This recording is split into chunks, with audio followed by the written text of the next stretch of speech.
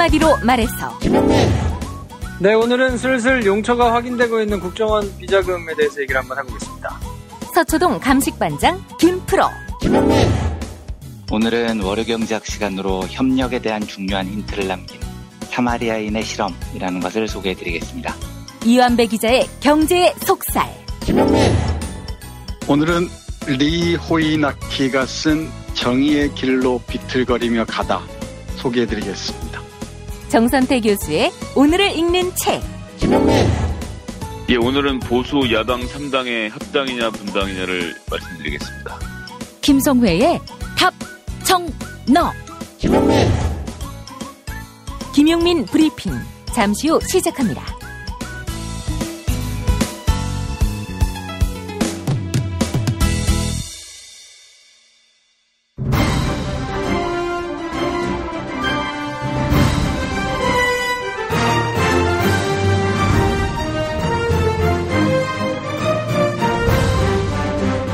김용민 브리핑.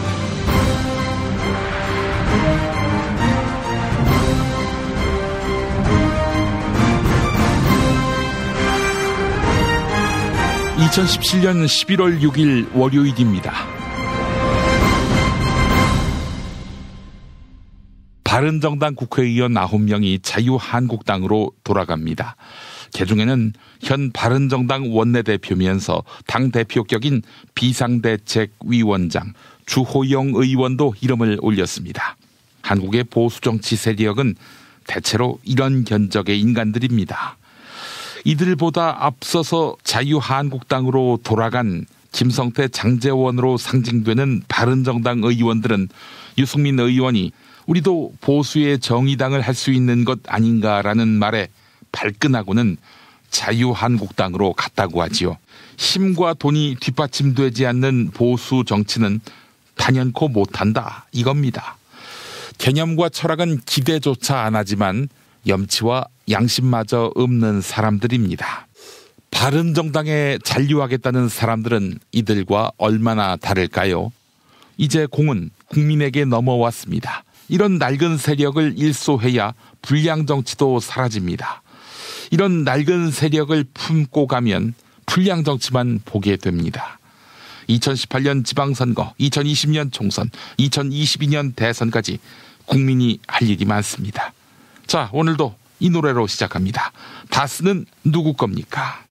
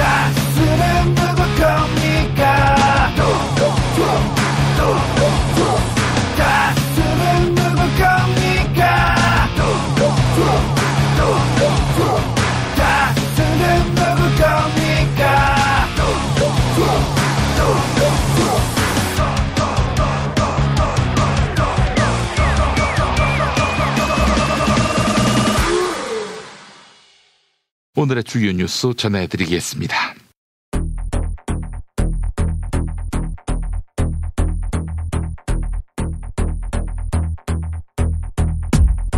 이건희 삼성그룹 회장은 차명계좌에 있던 4조 4천억 원을 전액 출금한 것으로 드러났는데요. 이에 대해 과세 문제 대응 차원에서 더불어민주당이 태스크포스를 마련합니다. 최근 최종구 금융위원장은 이건희 회장의 차명계좌에 있던 돈은 이자와 배당소득에 대해 90%의 세율을 적용하는 차등 과세 대상이다라고 밝힌 바 있는데요. 더불어민주당 태스크포스는 국세청의 과세 진행 과정을 살펴보고 재발 방지 대책을 마련할 계획입니다. 문재인 대통령은 공공기관에 대한 채용비리의 진상을 철저하게 규명하라고 지시한 바 있는데요. 이에 따라 정부는 1,100여 개의 공공기관에 대한 전수조사에 착수합니다. 기획재정부에 따르면 이미 채용비리 의혹이 발생했거나 의혹에 연루된 공공기관은 40여 곳에 육박합니다. 박근혜 정부 시절 국가정보원은 40억 원의 특수활동비를 청와대에 상납한 것으로 드러났는데요. 이 사건에 대한 검찰 수사가 돈의 실제 수령자인 박근혜 전 대통령을 향하고 있습니다. 검찰은 지난해 총선 전에 박근혜 정부 청와대가 몰래 여론조사를 실시하고 이 비용을 국가정보원에서 지불한 점에 주목하고 있습니다. 이른바 친박 후보들에 대한 불법 선거 지원이 있었을 가능성도 염두에 두고 있는 것입니다. 검찰은 박근혜를 조사하기 위해 구치소 방문 조사를 포함한 조사 방법 과 시기를 검토 중입니다. 도널드 트럼프 미국 대통령이 내일 국빈 방문 형식으로 방한합니다. 이에 청와대가 대국민 메시지를 발표했는데요. 청와대 박수현 대변인의 브리핑 들어보시죠. 우리 정부는 트럼프 대통령을 국빈으로 예우하여 따뜻하게 맞음으로써 한미 관계를 포괄적 동맹을 넘어 위대한 동맹으로 가는 결정적 계기로 만들고자 합니다. 한편 일부 시민단체는 트럼프 대통령 방한 반대 집회를 예고했는데요. 이에 박수현 대변인은 손님을 환대하는 것은 우리의 전통이다 이렇게 밝히며 반대 시위 자제를 요청했습니다.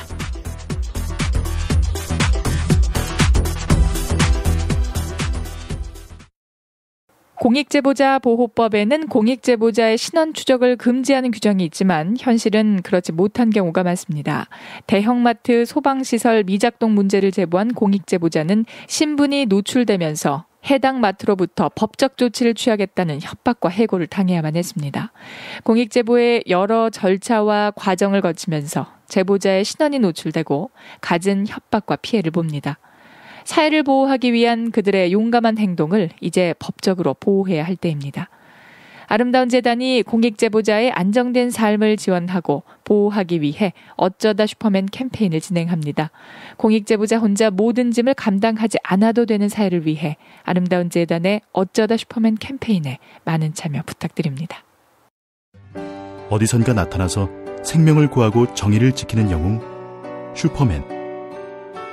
우리 주변에도 많은 슈퍼맨이 있습니다. 바로 공익제보자입니다. 어쩌다 슈퍼맨이 되어야만 했던 그들에게 세상은 따뜻하지 않았습니다. 수많은 생명을 살린 2명의 간호조무사는 권고사직을 당했고 장애인의 인권을 위해 싸운 선생님은 결국 사직했습니다. 어려움을 감내하고 있는 슈퍼맨들에게 이제 우리가 감사를 전해야 할 때입니다. 시민사회 지지 캠페인 어쩌다 슈퍼맨에 함께해주세요. 아름다운 재단. 자, 이거 먹고 제가 한번 볼일 봐가지고 바나나 나오는 바람에 원숭이들이 들끓어가지고 어우, 몇십 마리가 달라붙어가지고 시겁했던 기억이 있습니다. 아침마다 원숭이를 불러 모으는 미궁 대장사랑이었습니다. 미궁 대장사랑 장실 굿모닝 화장실 바나 굿모닝 바나나.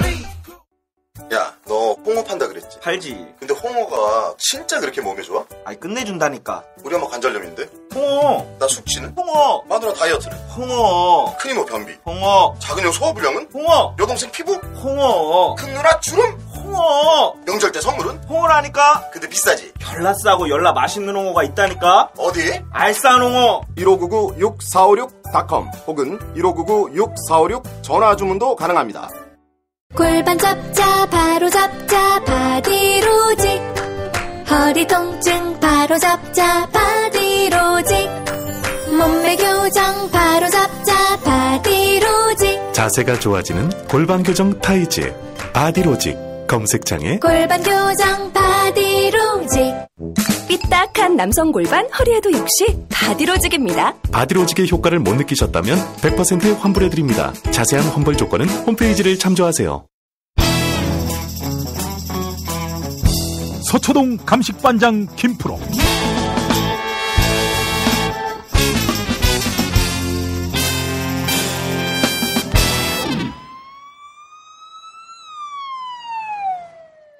김프로 나와 계시죠?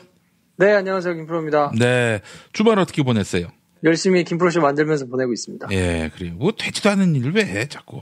그래도 지난주에는 국정원 대선 개입 사건을 저희가 정리했더니 그래도 일주일 내내 한 자릿수였어요. 물론 후반부긴 합니다만. 굉장히 위협을 느껴가지고. 아이, 뭐 위협까지는. 대책을 세울까 했습니다. 그 다 거짓말이라고 이렇게 이야기를 할까 싶기도 하고.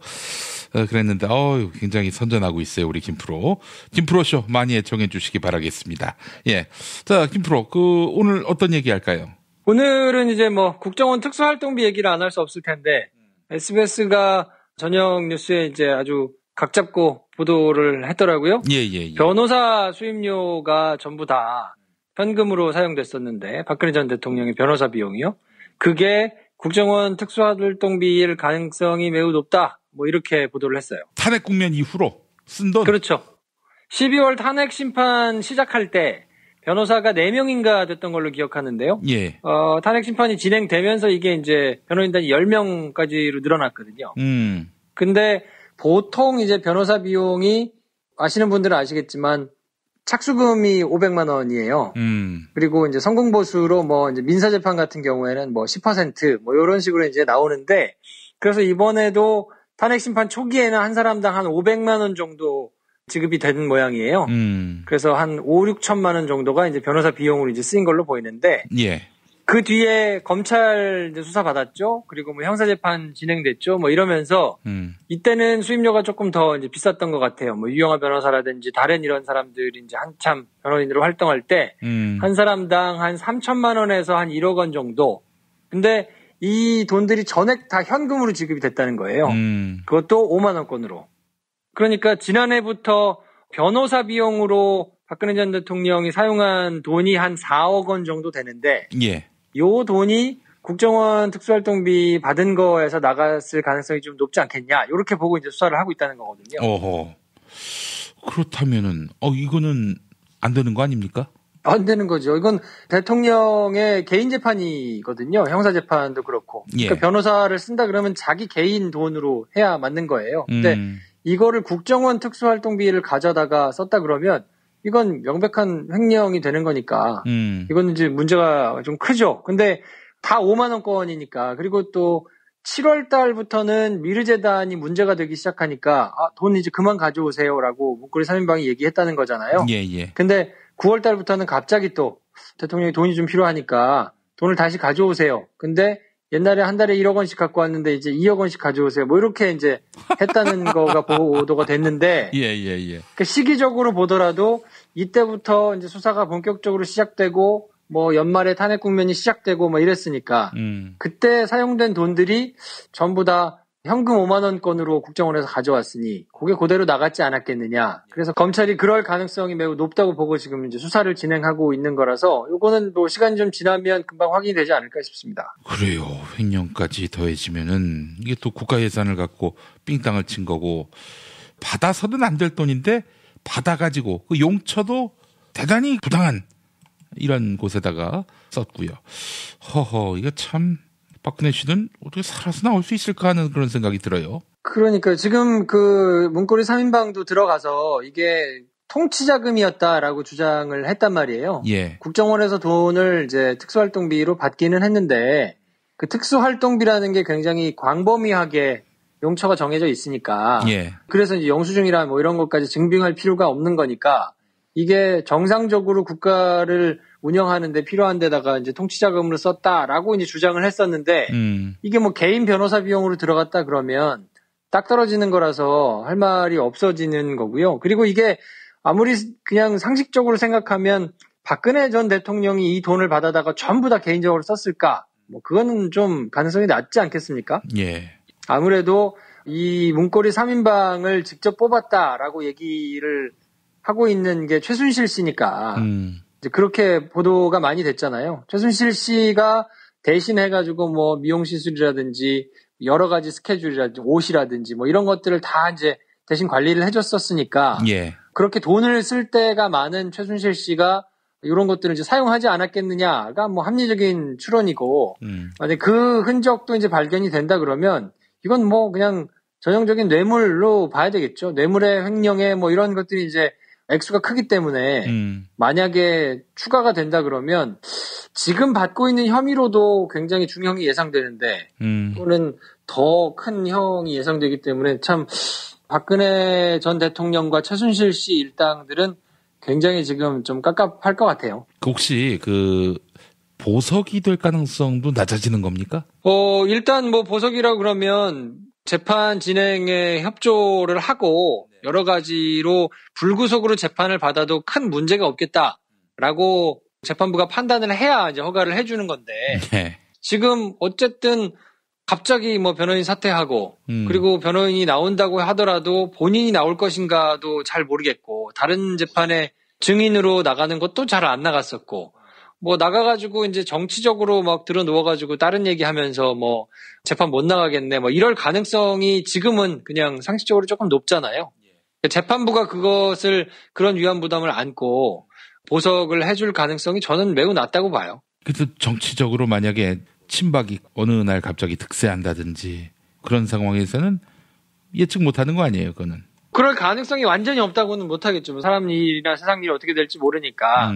그렇지만 지금 같은 상황으로 계속 흘러간다 그러면 왜냐하면 검찰에서 지금 굉장히 열심히 수사를 하고 있잖아요. 그리고 수사를 하고 있는 내용들이 계속 시시각각 지금 나오고 있는데 그냥 한 가지가 아니고 굉장히 많은 혐의들이 그리고 듣도 보도 못한 뭐 신기한 것들이 막 쏟아져 나온단 말이죠. 근데 결국에는 이런 많은 혐의들의 정점에 지금 박근혜 전 대통령과 최순실 씨가 있기 때문에 그거를 재판부가 종합적으로 판단을 하겠죠.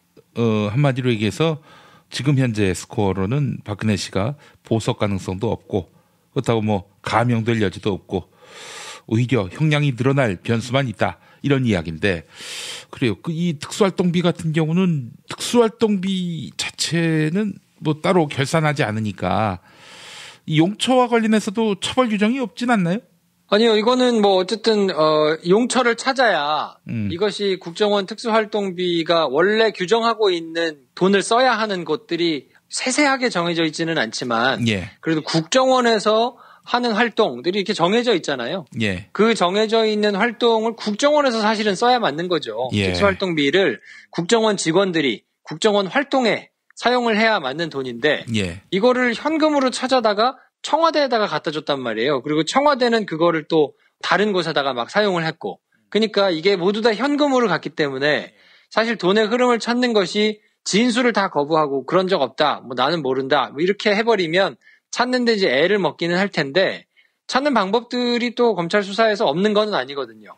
돈을 보면 일련 번호들이 다 찍혀 있지 않습니까? 그러니까 그때 당시에 국정원으로 발행된 그 5만 원권 신권, 네, 일련 번호들을 쭉 추적해가지고 그게 이제 어떻게 쓰였는지를 이제 확인하는 과정. 그리고 이제 일부 뇌물 수사할 때는 돈을 묶는 띠지라고 하죠. 그 돈을 묶는 띠지를 다 확인해가지고 조사하기도 하고 뭐 이런 방법들이 있거든요. 그러니까 현금은 수표나 계좌에 비해서 추적하기가 매우 조금 어렵기는 하지만 그래도 이렇게 뭉텅이로 나와가지고 막 일괄적으로 사용됐던 돈이라면 뭐 발견될 가능성이 없지는 않다고 봐야 되고요. 검찰이 어쨌든 이거를 용처를 명확하게 찾아내느냐 못 찾아내느냐에 따라서 범죄 혐의를 추가해서 적용할 수 있느냐 없느냐가 결정되기 때문에 지금 하여튼 사활을 걸고 찾고 있을 겁니다. 찾을 수 있겠죠? 그럼요. 지금 굉장히 많은 인력들이 가 있고 또 특수수사에 굉장히 실력이 있는 검사와 수사관들이 지금 붙어가지고 수사를 열심히 하고 있기 때문에 용처를 찾기가 뭐 그렇게 어렵지는 않지 않을까. 물론 이게 뭐 어려운 작업이기는 한데 그래도 하여튼 어느 때보다 수사 의지가 높으니까 저는 시간이 조금 지나면 어느 정도 윤곽이 좀 드러날 거라고 생각합니다. 여러분 우리 김프로가 하는 말 있죠. 특히 검찰 수사와 관련한 예측 또 진단 분석 요거는 웬만하면 믿으시면 좋습니다. 왜냐하면은 제가 알고 있습니다. 우리 김프로가 어떤 방향으로 정통한지를 제가 알고 있기 때문에 제 이야기를 들으시는 게 좋을 것입니다. 우리 김프로 말 새겨 들으시라는 이야기. 만약에 틀리면 어떡하냐? 그러면 이제 김프로가 다 뒤집어 써야죠. 우리가 믿은 죄밖에 없는 거 아닙니까 한마디로. 그렇죠. 예. 그래서 제가 약간 안 좋은 버릇이 생겼는데. 예. 제가 아무래도 좀 속된 말로 좀 후달리거든요. 왜냐면 현직에도 아니고, 제가 검사들을 매일 만나가지고 취재를 하던 때와는 다를 거 아닙니까? 지금 서초동도 어쩌다 한 번씩 가는 이런 상황이라. 이걸 매일매일 새로운 이슈를 가져가다가 해설을 한다는 것도 이제 개인적으로 이제 쉽지 않은 일이기 때문에 그러다 보니까 자꾸 말이 길어지고 중언부언을 하는 거예요. 그래서 마치 판결문을 쓰듯이 한 장짜리 한 문장이 한 장짜리 두 장이 넘어가도 한 문장 요렇게 지금 제가 말을 하는 버릇이 좀 생겨가지고 이게 좀 좋지 않아요. 아니 근데 우리 김 프로가 전에 SBS 있을 때 취재 파일인가요? 그거 보니까 어려운 판결문을 알아듣기 쉽게 이렇게 풀어주는 저 그거 보면서 이 사람이 정말 난 사람이구나 하는 그런 생각을 했습니다. 그때는 제가 개인적으로 너무 화가 나가지고 그게 김용판 전 서울경찰청장이 1심에서 무죄를 받은 판결문이거든요. 근데 굉장히 길게 썼는데 도대체 무슨 말인지 못 알아듣게 써놨어요. 그러니까 내용이 없는 거지 한마디로. 그렇죠. 이제 아무래도 자기가 확신이 없거나 좀 쓰기가 어려우니까 막 어렵게 썼을 텐데 그래서 이거를 도대체 누가 읽고 이걸 분개할 거냐. 좀 쉽게 대신 써놓으면 물론 이제 평상시 언어로 이렇게 쓰는 거는 조금 위험한 일이기는 합니다. 이게 법률적인 용어도 있고 이거를 풀다 보면 아무래도 조금 오류가 있을 수도 있지만 그래도 그런 비난을 내가 받더라도 이건 좀 사람들이 쉽게 봐가지고 좀 욕을 많이 했으면 좋겠다라고 생각을 해서 제가 다 일일이 쉬운 말로 번역을 해서 쓰긴 했는데 그렇게 반향은 없었습니다. 자세가 참 중요하다는 거죠. 자, MB는 어떻게 되는 겁니까? MB도 지금 주진우 기자 말에 따르면은 원세훈 시켜서 국정원 특수활동비 빼다가 자기 계좌, 캐나다에 있는 계좌에 넣었다. 이런 이야기가 있던데요. 그 국정원장이 들고 다니는 이제 가방, 행랑이라고 하죠. 그 행랑에는 보통 이제 검색을 안 한다고 합니다. 이거는 어디서 나왔던 얘기인지는 잘 모르겠는데, 그래서 국정원장이 들고 다니는 그 행랑에 뭘 담아가지고 만약에 이리저리 가면, 그거는 딱히 검색이 안 될 가능성이 있어서, 주진우 기자와 김어준 씨가 만든 영화도 보면, 캐나다 어디 갔다가 미국 어딜 갔다가 국경을 넘어가지고 캐나다를 갔다 오고 이제 이런 얘기들이 나오잖아요. 예. 그게 다 비슷한 맥락이거든요. 그러니까, 만약에 나쁜 마음을 먹고 국정원에서 나오는 그런 돈을 유용해가지고 잘못 써야 되겠다라고 생각을 한다 그러면 지금 최순실 씨, 박근혜 전 대통령이 한 행동들이 이제 드러나는 것처럼 MB 때는 오죽했겠습니까? 그리고 그 MB는 돈에 관련해가지고는 훨씬 더 밝은 사람이니까 박근혜 전 대통령이야 어려서부터 자기가 돈을 써본 적이 있나요? 그냥 옆에서 해주면 해주는 대로, 그냥 필요한 대로 돈 관념이 없이 아마 살았을 텐데, 예. MB는 또 다르잖아요.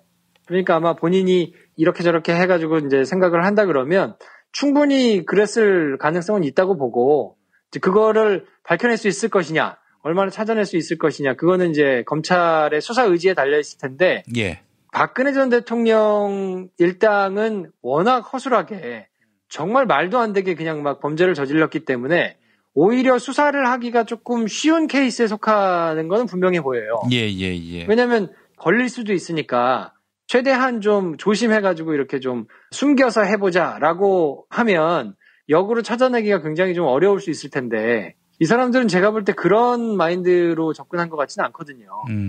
그냥 마구마구 되는 대로 그냥 막 해가지고 오히려 검찰이 수사하기는 조금 번거로워서 그렇지 찾아내기는 어렵지 않을 텐데 MB는 일단 큰 기업을 운영해본 경험도 있고 그 주변에 있던 많은 사람들이 돈 관계, 회사 관계 이런 거에 굉장히 정통했던 사람들이라 이걸 잘못하면 걸릴 수도 있다. 그리고 MB가 한참 그 낙곰수 때문에 이렇게 제기하는 것들 때문에 특검 조사도 받고 했었잖아요.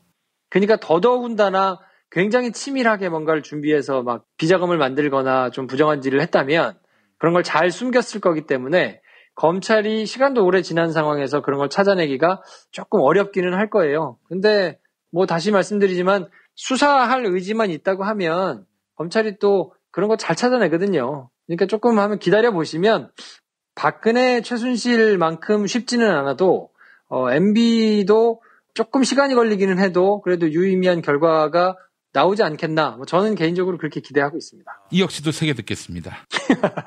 그렇죠. 네. 이건 정말 검찰의 수준, 능력을 입증하는 문제이기 때문에 뻔한 그런 부조리를 보고도 아무런 그 결과물을 내놓지 못한다면 뭐하러 있어요? 뭐하러 월급 받고?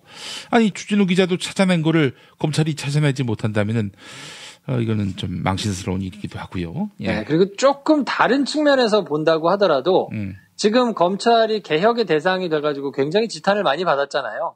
스스로도 굉장히 창피할 거란 말이에요. 예. 그 권력에 굴종하는 듯한 모습을 보이면서 수사해야 될 건 안 하고 수사를 안 해도 될 거는 수사를 막 하고 이런 모습을 이제 굉장히 많이 보여왔는데 이번에 지난 정권, 지지난 정권의 잘못된 것들을 제대로 쫙 파헤쳐가지고 전 국민적인 지지를 받는다고 하면 이건 정말 안 좋은 얘기입니다만 검찰 개혁에 대한 얘기도 약간은 물을 탈 수 있단 말이에요.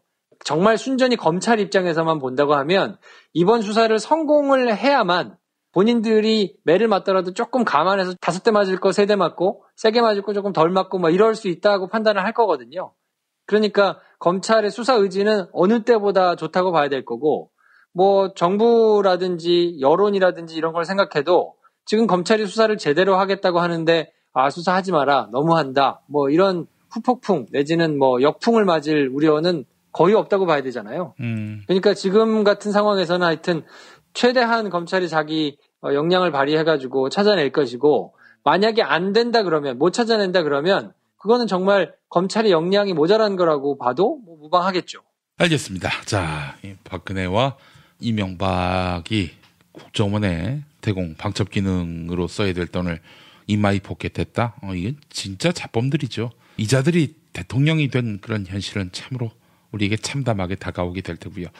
아프지만은 검찰이 반드시 이 진상을 규명해 주길 바라면서 이명박 씨의 특수활동비 전용도 지금 수사 대상입니까? 글쎄, 그거는 수사의 구체적인 내용은 제가 알 수가 없기 때문에 그거는 조금 지나봐야 할 텐데 염두에 두고는 있을 텐데 지금 그거를 바로 이렇게 수사하거나 그러기는 쉽지는 않을 거예요. 근데 한 가지 기대를 걸고 있는 거는 국정원 내부에 있는 자료들 그리고 국정원 서버에 있는 내용들을 TF가 열심히 찾아가지고 그거를 검찰에다가 넘겨주고 있잖아요. 그게 하여튼 굉장히 큰 역할을 할 수 있을 거라고 봅니다. 물론 그것만으로는 모자라고 내부의 사람들의 증언도 딸려 나와줘야 되는 거지만 어쨌든 그냥 압수수색을 도저히 할 수 없었던 그래서 지난번 국정원 수사는 사실 국정원에 있는 메인 서버를 압수 못한 상태에서 수사가 진행됐던 거였거든요. 근데 지금은 내부에 있는 자료들을 최대한 협조를 받아서 볼 수 있는 상황이니까 그거에 기대면 그래도 이명박 정부에서 저질러졌던 좋지 않았던 일들도 일정 부분 밝혀지지 않겠는가 저는 개인적으로 기대를 하고 있습니다. 예, 알겠습니다. 자, 김프로 수고하셨습니다. 네, 내일 뵙겠습니다. 스페이드 퀴즈입니다. 돌잔치, 칠순잔치, 가게홍보, 체육대회, 창사기념일. 정답! 기념품! 문제를 끝까지 들으셔야죠. 이럴 때 사용하는 판촉물이나 기념품, 답례품, 단체 선물 등을 취급하는 전문업체로서 국민을 위해 제대로 일하는 언론과 정당에 후원을 하는 판촉물 전문업체는 어디일까요? 정답! 네피알! 네? 어디라고요? 네피알! 네, 정답입니다. 판촉물이나 단체 선물이 필요할 때 이왕이면 우리 편 회사 네피아를 찾아주세요. 인터넷 검색창에 네피아를 치시거나 032-519-4800으로 전화주시면 친절하게 상담해드립니다. 그런데 상품은 뭔가요? 네피아를 가서 고르세요. 3만 가지가 넘는 물품이 있어요. 이거 귀한 거니까 꼭 갚아. 이 드디어 들어왔어. 상쾌한 아침을 위한 군뱅이. 다음날 속이 안 좋고 머리 아픈 상황이 지속이 되면 술 마시는 사람들은 진짜 고민이거든요. 그런 분들을 위해서 상쾌한 아침을 위한 술친굼이 창조됐습니다. 술친굼 먹으면 술자리에서 완전 날아다니잖아. 음주 생활의 퀄리티가 달라진다니까. 어쩐지 하느님이 술만 내리실 일 없습니다. 이 연말 회식도 술친굼만 있으면 걱정 없어. 연말 회식 절대 강자 술친굼. 술친굼 공식 쇼핑몰 회원만을 위한 추가 증정 이벤트를 확인하세요. 네이버에 술친굼을 검색하세요. 충남 금산의 넓은 인삼밭. 정성농장을 일군 농부아버지 이정열 씨. 자연은 노력한 만큼 내어준다. 그 자연의 마음을 알기에 정성농장을 더불어 일구는 아들 이성규 씨도 아버지에게 배운 것처럼 정직하고 또 성실하게. 정성농장 홍삼은 인삼 재배부터 가공 판매까지 모두 책임지고 있습니다. 그래서 대한민국 1등 품질을 자부합니다. 검색창에 정성농장 홍삼을 검색해주세요. 정성농장 홍삼. 전화문의는 010-9754-6972. 안녕하세요. 비타샵 대표 오은석입니다. 이번 주에는 주문시 김용민 브리핑 애청자라 적어주시면 시식용으로 홀그레인 스무디 다이어트 2포를 보내드립니다. 아침 식사 대용으로 우유나 두유에 타 드셔보세요. 다이어트는 비타샵과 함께하세요. 1522-6648 혹은 비타샵을 검색해주세요. 김용민 브리핑 뉴스 듣기 능력평가 정답 맞히신 분들 소개합니다. 지난주 문제는 창원터널이 창원시와 어느 도시를 잇는지 이 도시의 이름 맞히는 거였죠. 정답은 김해시인데요. 당첨자 두 분에게는 이용마 MBC 해직 기자의 신간 세상을 바꿀 수 있습니다. 선물해드립니다. 병마와 싸우고 있는 이용마 기자가 한국 사회 구석구석에 대한 기록을 남겼습니다. 세상을 바꿀 수 있습니다. 도서출판 창비에서 협찬해 주셨습니다. 다른 당첨자에게는 애주가들의 핫 아이템 술친굼 한 박스 선물해드립니다. 금요일 정답자 가운데 한 분에게는 남도 먹거리에서 협찬하는 식품 꾸러미 상품 보내드립니다. 금요일 정답자 가운데 다른 한 분에게는 골반 보정 속옷 바디로직 리포머 팬츠 선물해드립니다. 금요일 정답자 가운데 또 다른 한 분에게는 머문빌리지 이용권 격주로 선물해드립니다. 애청자 여러분의 성원에 힘입어서 일요일과 평일 가격을 대폭 낮춘 머문빌리지 할인 행사를 진행하고 있다고 합니다. 정답자 남자란 때로님, 다스는 누구 겁니까? 아름다운 촛불잔치님, 우익 세력들의 치졸한 행태를 보고 있노라니 가슴이 너무 답답합니다. 꽃피는 겨울나무님, 수구보수 정권이 다시 집권할 일은 없을 겁니다. 사과는 떨어진다님, 다스는 누구 겁니까? 프렌드 2601님, 김용민 뉴스브리핑 항상 잘 듣고 있습니다. 감사합니다. 문통방통 끝말잇기 당첨자께는 별을 따다 구운 과자 롤카스테라 드립니다. 지난주 시작 글자 기만하다의 다였는데요. 당첨자 분리수거 2015님 끝말잇기는 다이빙. 야당 정치 직업인들은 녹조가 가득한 낙동강에 단체로 다이빙하길 바란다. 김용민 브리핑 뉴스기 능력평가. 오늘도 많은 참여 바랍니다. 민주주의와 인권이 위협받던 시기, 그리스도의 정의와 진리를 선포한 학교. 김재준, 장준하, 문익환, 안병무 등의 선각자의 정신으로 종교개혁 500주년 새로운 한국교회의 미래를 열어갈 인재를 양성하는 학교, 한신대학교 신학대학원. 한신대학교 신학대학원이 전기 신입 편입생을 모집합니다. 목회자 양성을 위한 석사과정 주간반과 야간반, 일반인을 위한 석사과정 주말 야간반에서 여러분을 기다립니다. 02-2125-0108.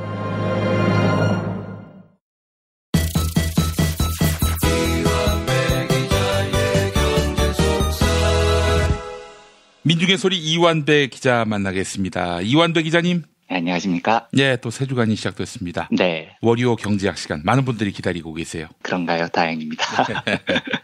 소개해 주시죠. 오늘 어떤 주제입니까? 예, 오늘은 월요 경제학 시간을 맞아서 사마리아인의 실험이라는 이름으로 널리 알려진 행동경제학하고 심리학에서는 굉장히 중요하게 다루는 실험을 소개해 드릴까 합니다. 예, 장하준 교수인가요? 무슨 사마리아인 이런 제목의 책을 낸 적이 있지 않았습니까? 네, 그리고 제가 이제 나중에 여쭤보기도 할 텐데 예.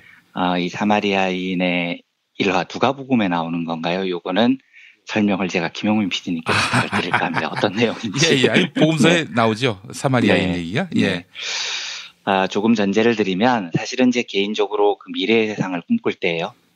제가 제일 중요하게 생각하는 화두는 협동, 연대 이런 단어들입니다. 그런데 이건 그냥 제 머릿속에서 그 단어들이 멋져서 나온 이야기가 아니고요. 제가 요즘 들어서 가끔 이런 이야기를 드립니다만 인간은 이기적이다 라는 전제로 300년 동안 자본주의가 유지되어 왔는데 예. 이게 아무리 생각해봐도 적절한 우리의 미래 대안이 아니라는 생각을 가진 사람들이 많아요. 그래서 이런 사상가들이 다양한 연구를 합니다. 제가 과거에 그 초창기 사회주의자들의 이야기를 전해드리면서 말씀드렸듯이 인류가 7,000년 동안 이렇게 우리 민중들끼리 치고받고 살아온 적이 없었거든요. 어떤 기록을 봐도요. 예. 우리는 다 서로 돕고 살았고 공동체를 이루면서 살았고 이렇게 7,000년을 살아왔는데 어느 날 갑자기 자본주의가 시작되고 보니 야, 민중들 너희들끼리 치고받아. 니네들끼리 경쟁해.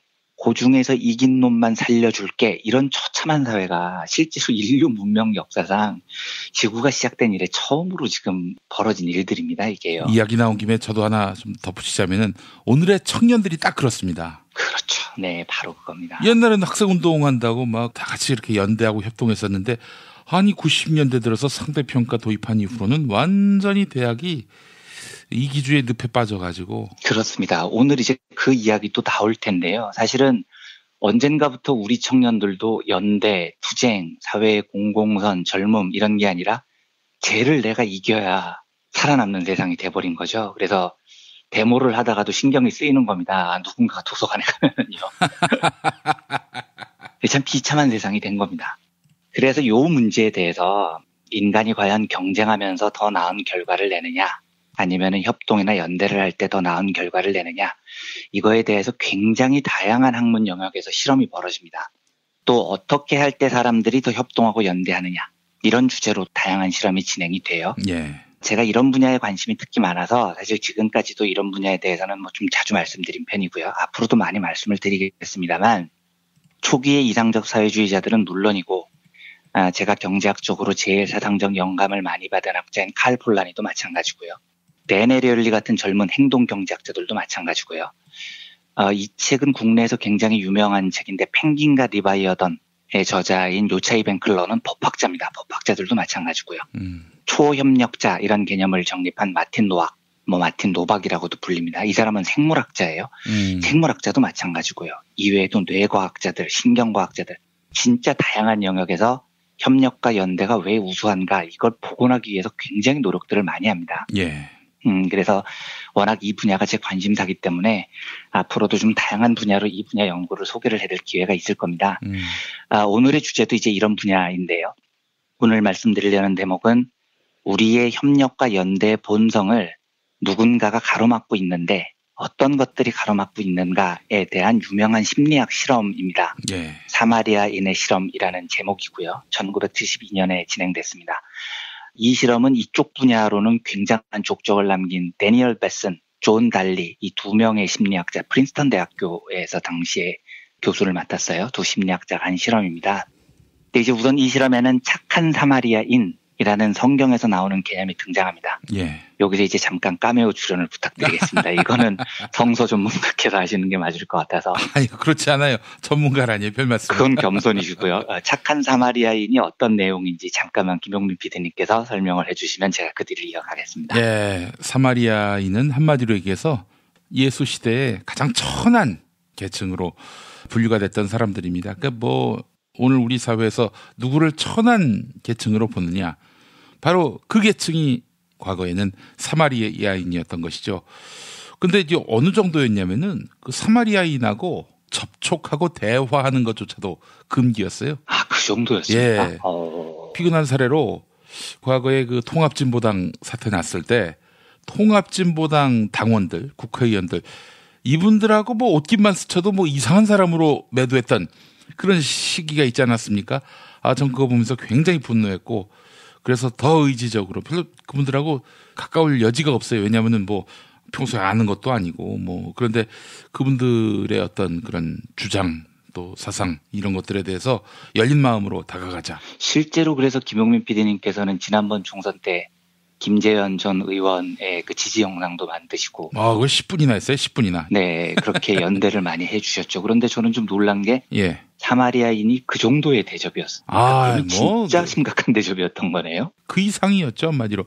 그런데 예수님이 사마리아인을 가까이도 하셨고 또 사마리아인의 비유를 들었습니다. 그러니까 길 가던 어떤 사람이 강도를 만났는데 뭐 그냥 마구 쑤셔댔겠죠. 근데 이제 뭐 딴 뭐 유대인들 우리 사회 상층이라 불리는 그런 사람들은 보고도 다 지나가고 그런데 이 천하디천한 사마리아인이 와서 이렇게 고통당하는 이웃을 끌어안고 심지어는 주막에다가 데려다 주면서 이 사람 좀 돌봐달라. 내가 다시 이제 어디 갔다가 돌아올 텐데 돈이 더 들어가면 내 그 몫을 다 되겠다. 이랬던 거죠. 그러니까 예수님은 신분이 있다는 거 필요 없고 이렇게 선한 일을 행하는 사람은 가장 존귀한 사람이다. 그 신분이 사마리아인이라 할지라도 뭐 이런 내용입니다. 한마디로. 제가 부탁드리길 잘했네요. 왜냐면 제가 근데 말이죠. 제가 얘기하면서 느낀 건데 우리 저 이완배 선배도 주일학교 교사하셨고 이 내용을 모를 리가 없을 거 아니에요. 아니 대충은 아는데 제가 20년 전에 이제 좀 교회를 떠나기도 했고 저는 사실 사마리아인의 이게 차별받는 인종이라는 건 알았는데 예. 한국 사회에서 통합진보당보다도 더 차별을 받았다고 하면 정말 심하게 차별을 받은 거죠.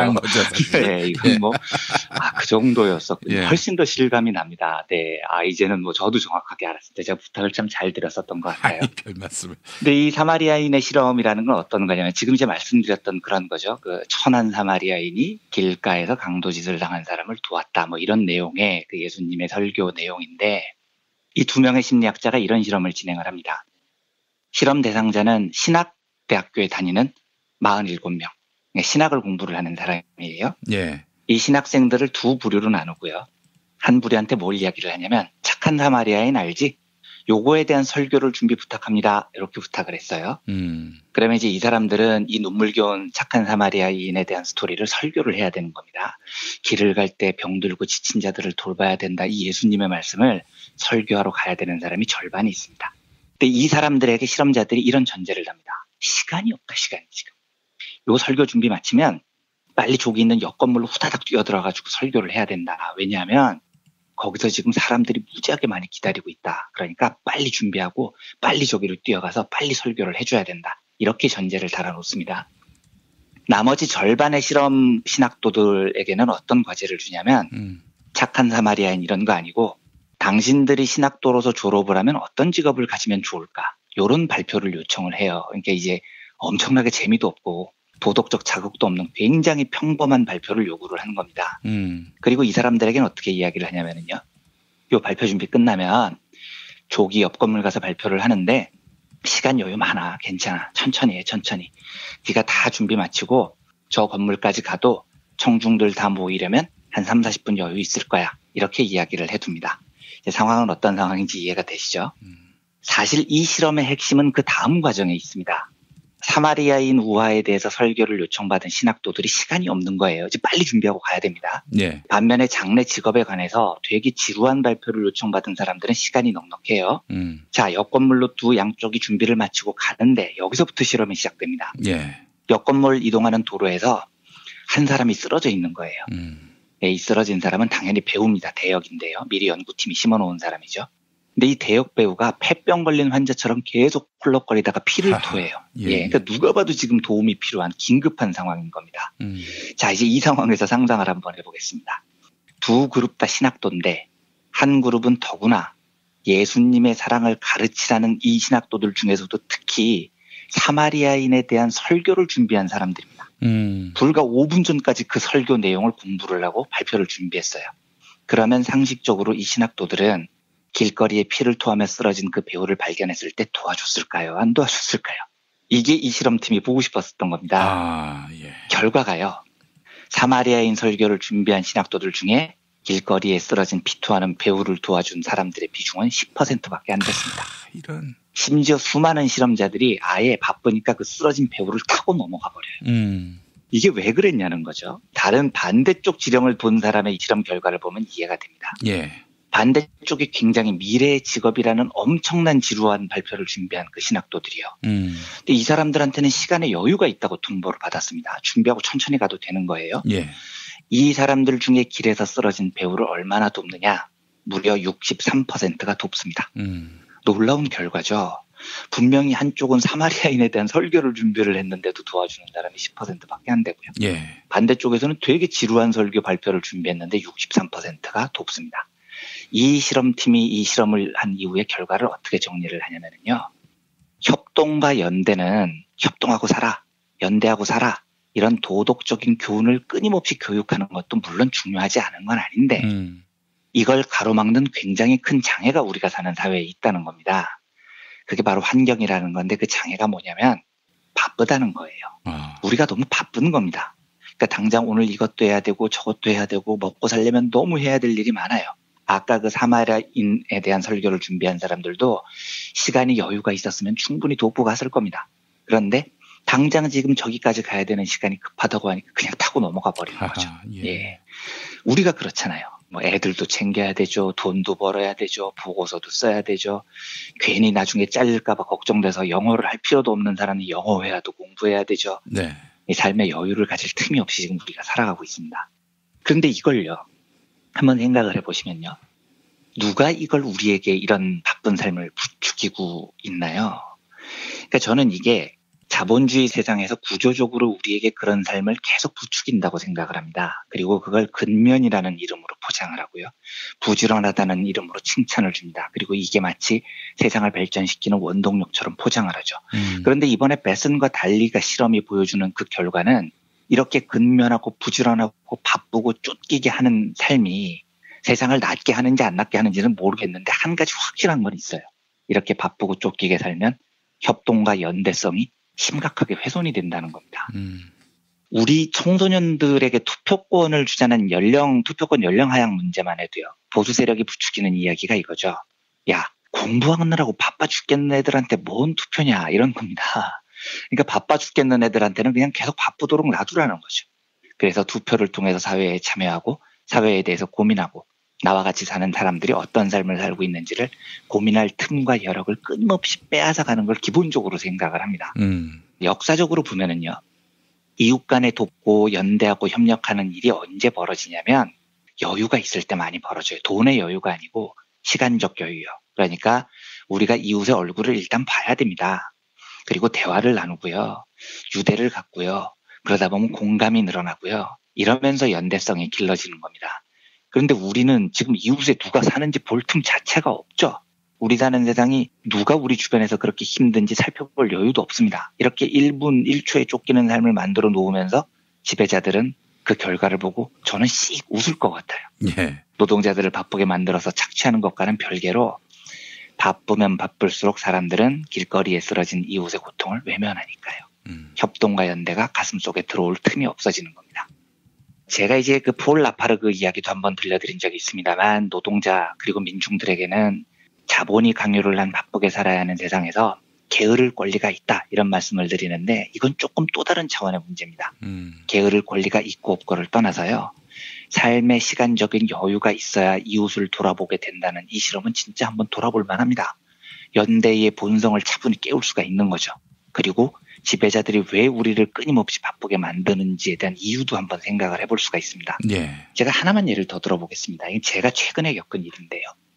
우리 아들이 지금 고1인데 그 8월 여름방학이 끝나고 굉장히 학교에 가는 일을 힘들어하는 일이 벌어졌습니다. 그래서 고민을 굉장히 많이 상담하고 올해 초부터 우리 아들이 이제 뭐 나중에 커서 어떤 직업을 가지면 좋을까를 계속 끊임없이 이야기를 했었어요. 그런데 갑자기 방학이 끝나고 나니까 너무 지쳐하더라고요. 학교 가는 생활에 대해서요. 예. 그래서 고민을 하다가 제가 과거에 뭐 어떤 개인적인 인연을 맺었던 합천에 있는 원경고등학교라는 그 대안학교가 있습니다. 그래서 그 학교 교감 선생님, 교장 선생님께 부탁을 드려서 대안학교에 전학을 아이가 원하면은 보낼 생각을 하고 그 학교를 합천에 찾아가서 이제 교장 선생님과 교감 선생님 아들하고 상담을 했어요. 근데 제가 그 상담을 하면서 제일 기억에 남았었던 건 어떤 거냐면 아빠의 입장에서 이제 아이에 대한 고민을 막 말씀드리면서 아이가 이제 인생의 진로를 결정해야 될 때가 왔는데 고등학교 1학년이니까 문과 이과도 정해야 되고 그런데 아직까지 아빠와 충분히 토론을 하려고 노력을 하지만 무엇을 해야 될지 잘 선택을 못하고 있는 것 같다. 그런 고민도 아마 아들의 마음속에서는 좀 힘든 일이 있는 것 같다. 이렇게 말씀을 드렸더니 제가 쇼킹한 대답을 들었습니다. 그 교감 선생님께 제가 굉장히 감사드립니다. 제 인생을 바꿔주셨는데 교감 선생님께서 이렇게 이야기하시는 겁니다. 안 늦었어요. 왜 이렇게 빨리 결정하려고 하세요? 충분히 시간 두고 결정하세요. 아직 시간 많아요. 얘가 지금 몇 살인데요. 아직 10대 중반입니다. 10대 중반 아이한테 왜 우리 사회가 자꾸 너는 뭘 할지 지금 결정을 하라고 강요를 하죠? 시간 많아요. 하고 싶은 거 여러 가지 다 해보고요. 경험해보고요. 충분히 생각한 다음에 적정한 나이에 결정하셔도 돼요. 저한테 이렇게 얘기를 하시더라고요. 제가 그 순간에 망치로 탁 한 대 얻어맞은 것 같았습니다.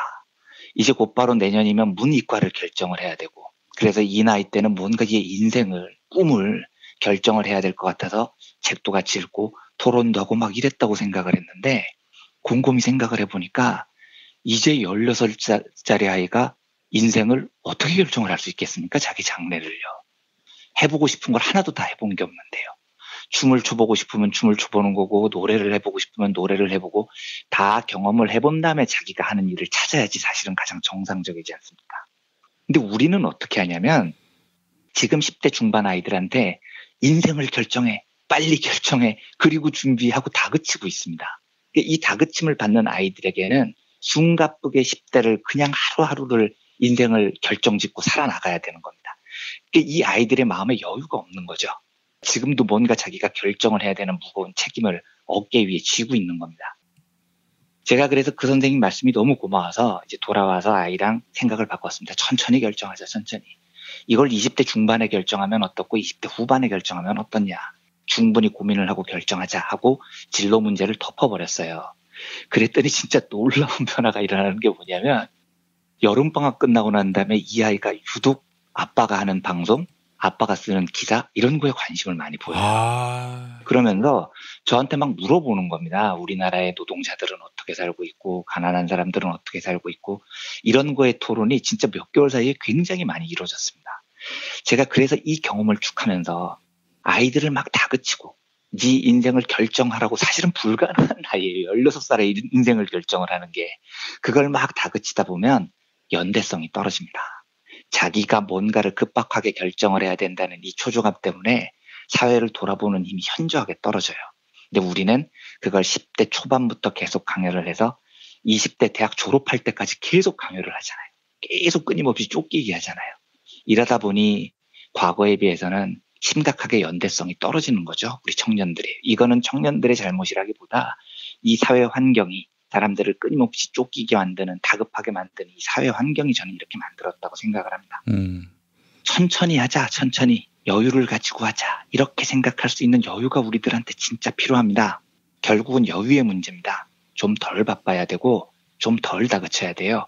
그리고 그 여유의 핵심은 시간과 돈, 직업과 삶에 쫓기지 않도록 만드는 거죠.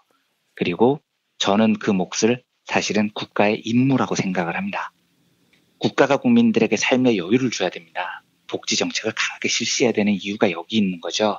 그래서 복지가 모든 국민들에게 어느 정도 일정한 여유를 제공할 정도로 충분히 제공이 되면 저는 그게 뭐 가난한 사람들을 돕고 살만한 세상이 되고 이걸 떠나서 사람들이 세상을 바라보는 세계관 틀이 저는 달라질 거라고 믿는 사람이에요.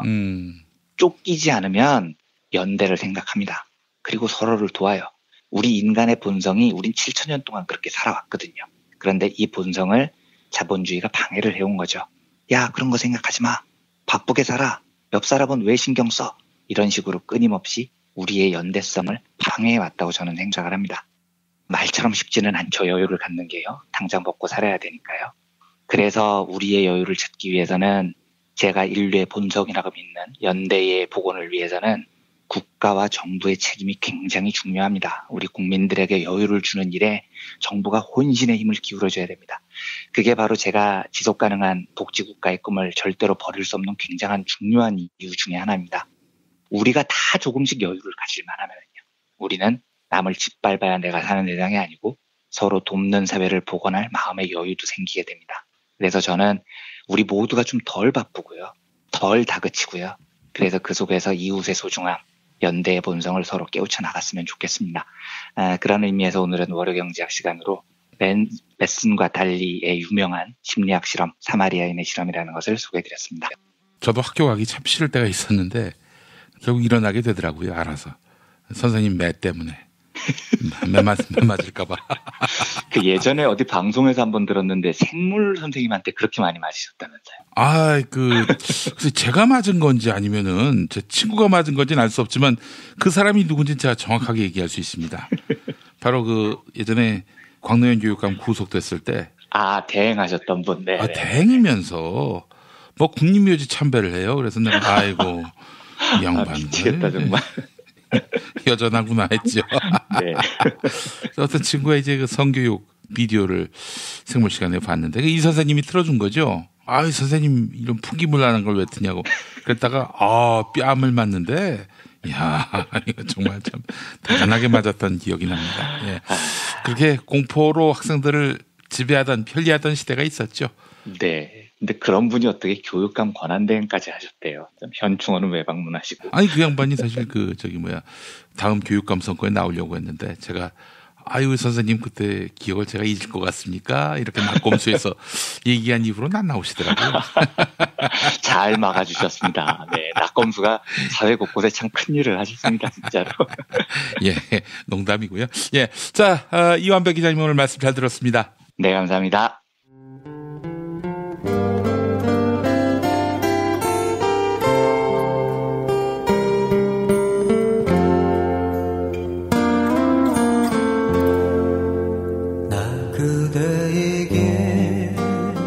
뜨거운 여름이 가고 어느새 찬바람이 옆구리를 스치면 왠지 뜸해졌던 그리운 친구 생각나시죠? 몇 년 만에 만나도 바로 어제 본 것 같은 말 안 해도 내 마음 누구보다 잘 알아주던 속 깊고 다정한 친구 다 있잖아요. 마치 민중의 소리 같은? 이렇게 마음 맞는 친구랑 뜨거운 국물에 소주 한 잔이면 같이 할까요? 당신의 든든한 절친 민중의 소리가 오늘도 당신을 응원합니다.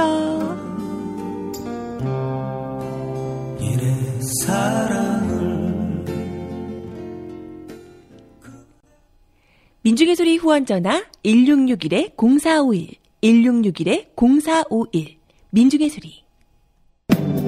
진실은 반드시 밝혀진다고. 무엇이 진실입니까? 대통령이라고 하는 지위를 진실을 밝히지 않는 데에 역이용해서. 김보영 아나운서가 함께합니다. 아프니까 팩트다. 안녕하세요. 아프니까 팩트다. 김보영입니다. 정부가 내년도 예산안과 세법 개정안을 국회에 제출했습니다. 내년도 예산안의 핵심 쟁점은 공무원 증원을 위한 예산인데요. 자유한국당은 이를 두고 퍼주기 예산이다. 이렇게 규정하며 삭감을 예고했습니다. 문재인 정부의 첫 추가 경정 예산안이 통과되는 과정에서도 자유한국당은 공무원 증원에 부정적 입장을 취했는데요. 지난 7월에 있었던 자유한국당 정우택 원내대표의 발언 들어보시죠. 국민의 혈세를 갖고 공무원을 무작정 늘리겠다는 일자리 추경에 대해서는 분명히 반대하고, 정부는 앞으로 5년 동안 공무원 약 17만 명을 증원한다는 방침인데요. 이를 두고 자유한국당은 미래 세대에 엄청난 부담으로 작용할 것이다. 이렇게 목소리를 높이고 있습니다. 자유한국당은 새로 뽑는 공무원 17만 명에 대한 누적 인건비가 28조 5천억 원에 달하는 것으로 추산했습니다. 또한 이들이 30년을 근속하면 누적 인건비가 320조가 넘는다고 주장하고 있습니다. 이에 서울신문이 팩트체크를 진행했는데요. 자유한국당의 주장은 공무원 17만 명 전체를 7급 7호봉으로 채용했을 때 드는 비용이었습니다. 한 예산 전문가는 9급 공무원 채용을 감안한다면 자유한국당의 추산보다 낮은 비용이 소요될 것이다. 이렇게 설명했습니다. 여기에 더해 자유한국당은 그리스의 채무 불이행 사례를 들며 공무원 증원에 반대하고 있는데요. 그리스는 2001년부터 6년 동안 공무원 18만 명을 늘렸고 정부도 이와 비슷한 수의 공무원을 늘린다는 설명입니다. 하지만 그리스는 이미 1997년 국내 총생산 대비 국가 채무 비율이 100%에 육박했습니다. 반면 한국은 내년도 국가 채무 전망이 약 40%로 양호한 수준입니다. 현재 한국의 전체 고용 가운데 공공부문 고용 비율은 약 7.6%인데요. 이는 경제협력개발기구 OECD 평균인 21%의 약 3분의 1 수준입니다. 지금까지 아프니까 팩트다였습니다. 중국 대륙에 휘몰아친 충격 정치 실화 13억 분의 1의 남자. 아사히 중국 특파원이 목숨 걸고 취재한 시진핑 권력 승기의 비밀, 그 풀스토리 13억 분의 1의 남자. 만년 지방관리가 어떻게 국가주석이 되었을까? 궁지에 몰린 장점은 시진핑에게 살려달라 전화를 건 이유는 보시라이와 저우융캉이 획책한 쿠데타, 그 실상은? 리얼 정치 활극을 직접 확인하세요. 13억 분의 1의 남자. 도서출판 레드스톤. 찬바람이 싸늘하게 불어올 때는 따뜻한 새싹 땅콩차, 풍부한 아스파라긴산과 레스베라트롤, 그리고 그 어떤 차도 따라올 수 없는 고소한 맛. 따뜻한 새싹당 홍차로 하루를 시작하면 참 좋습니다. 이런 환절기에 기분 좋은 차 한 모금 새싹당 콩차. 티백 2+1 행사는 계속됩니다. 새싹당 콩차는 인터넷 전창걸몰닷컴에서 구매하실 수 있습니다. 전화 구매는 070-8635-1288, 070-8635-1288. 엄마, 이따가 독서실 갔다 올게. 현미 쌀국수 해줘. 여보, 우리 남도 여행 갔을 때 먹었던 나주곰탕 생각난다. 알았어. 내가 남도 먹거리 쇼핑몰에서 한 방에 해결하지. 남도 먹거리 쇼핑몰의 국민건강 프로젝트. 전통 방식 그대로 100% 한우 나주곰탕과 현미 쌀국수로 가족의 건강을 책임집니다. 남도 먹거리의 특판 4종 세트를 만나보세요. 다음 포털에서 남도 먹거리를 검색하시거나 주문 전화 1544-1669, 1544-1669로 전화주세요. 운전자를 위한 꿀팁 7,000원 운전자 보험 카페. 알고 계세요? 교통사고가 나면 형사합의금, 벌금, 변호사 비용 이거 자동차 보험에서는 보장 못해요. 운전자 상해까지도 책임져드리는 7,000원 운전자 보험 카페.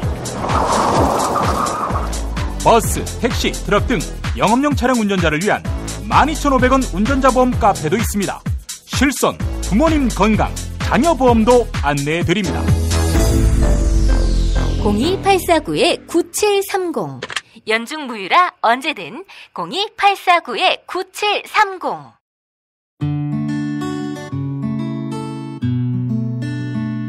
당신과 내가 좋은 나라에서 그 정의로운 나라 그곳에 산다면 난 그냥 좋아서 웃기만 할 거예요. 당신의 뉴스 보좌관 김용민 브리핑.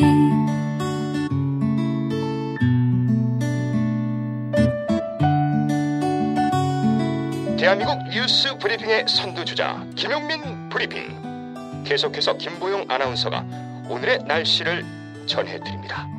날씨를 전해드리겠습니다. 오늘 아침 기온은 서울 8도, 파주 5도를 나타내며 어제보다 추위가 덜할 것으로 보이는데요. 다만 일부 내륙과 산간에는 서리가 내리고 얼음이 어는 곳이 있겠습니다. 또한 아침에는 내륙 곳곳에 안개가 짙을 것으로 예상됩니다. 오늘은 전국이 맑겠는데요. 낮 기온은 서울 16도, 청주 16도, 대전과 대구 17도까지 오르면서 예년 이맘때의 가을 날씨를 회복하겠습니다. 여기는 대한민국 브리핑 1번지 김용민 브리핑입니다.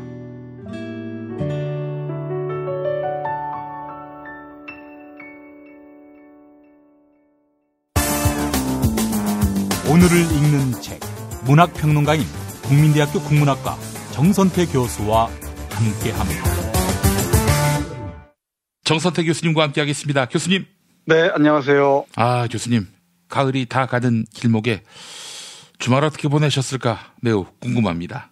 궁금하죠? 예. 정말 휘황한 날이었습니다. 휘황한 날, 예. 어제, 오늘 이틀 동안 우리 동네 아이들 그리고 엄마 아빠들과 함께 지리산 자락에 이곳저곳 둘러보고 왔습니다. 지리산도 굉장히 넓은데 경상남도에 지리산도 있고 전라북도 전라남도에 지리산도 있고요. 우리 아이들 광안루도 좀 보여주고요. 예. 그리고 뱀사골 계곡 쭉 따라 올라가서 와웅마을이라고 있는데 예. 와웅마을 뒤에 있는 천년송도 보고 그리고 실상사에 들러서 책도 몇 권 사고 했습니다. 예. 어떠셨어요, 교수님? 뭐 좋죠. 마을 사람들 그리고 마을 아이들하고 이것저것 돌아다니면서 가이드 역할을 하는 게 재미가 쏠쏠합니다. 그리고 여행지에서 우연히 만난 사람도 사람이지만 책도 대단히 의미가 있는 것 같아요. 예. 실상사에 가면은 기념품도 팔고 뭐 책 몇 권 팔고 하는 그 조촐한 가게가 하나 있는데 가게에 들렀더니 눈에 잘 띄지 않던 책이 몇 권이 있어요. 그래서 구해서 왔습니다. 그래서 이번 주는 실상사에서 만난 책들 몇 권 소개해드릴까 합니다. 아이고, 예. 오늘 교수님의 말씀에 지리산 가을 향기가 듬뿍 담겼겠네요. 네, 그랬으면 좋겠습니다. 하늘도 맑고요. 한파우 소리체험관이라는 곳에서 숙박을 했는데 한옥으로 잘 예쁘게 지어진 곳에서 달빛 아래서 청사초롱 아래서 모닥불 피워놓고 좋은 밤을 보냈습니다. 예. 그 향기가 우리 애청자 여러분께도 전달됐으면 좋겠네요. 자, 그럼 교수님 오늘 어떤 책 소개해 주십니까? 책 소개하기 전에 김 PD도 이런 여행도 좀 다니고 그러세요? 그랬으면 참 좋겠는데 네. 또 그러면 또 브리핑을 못 하니까.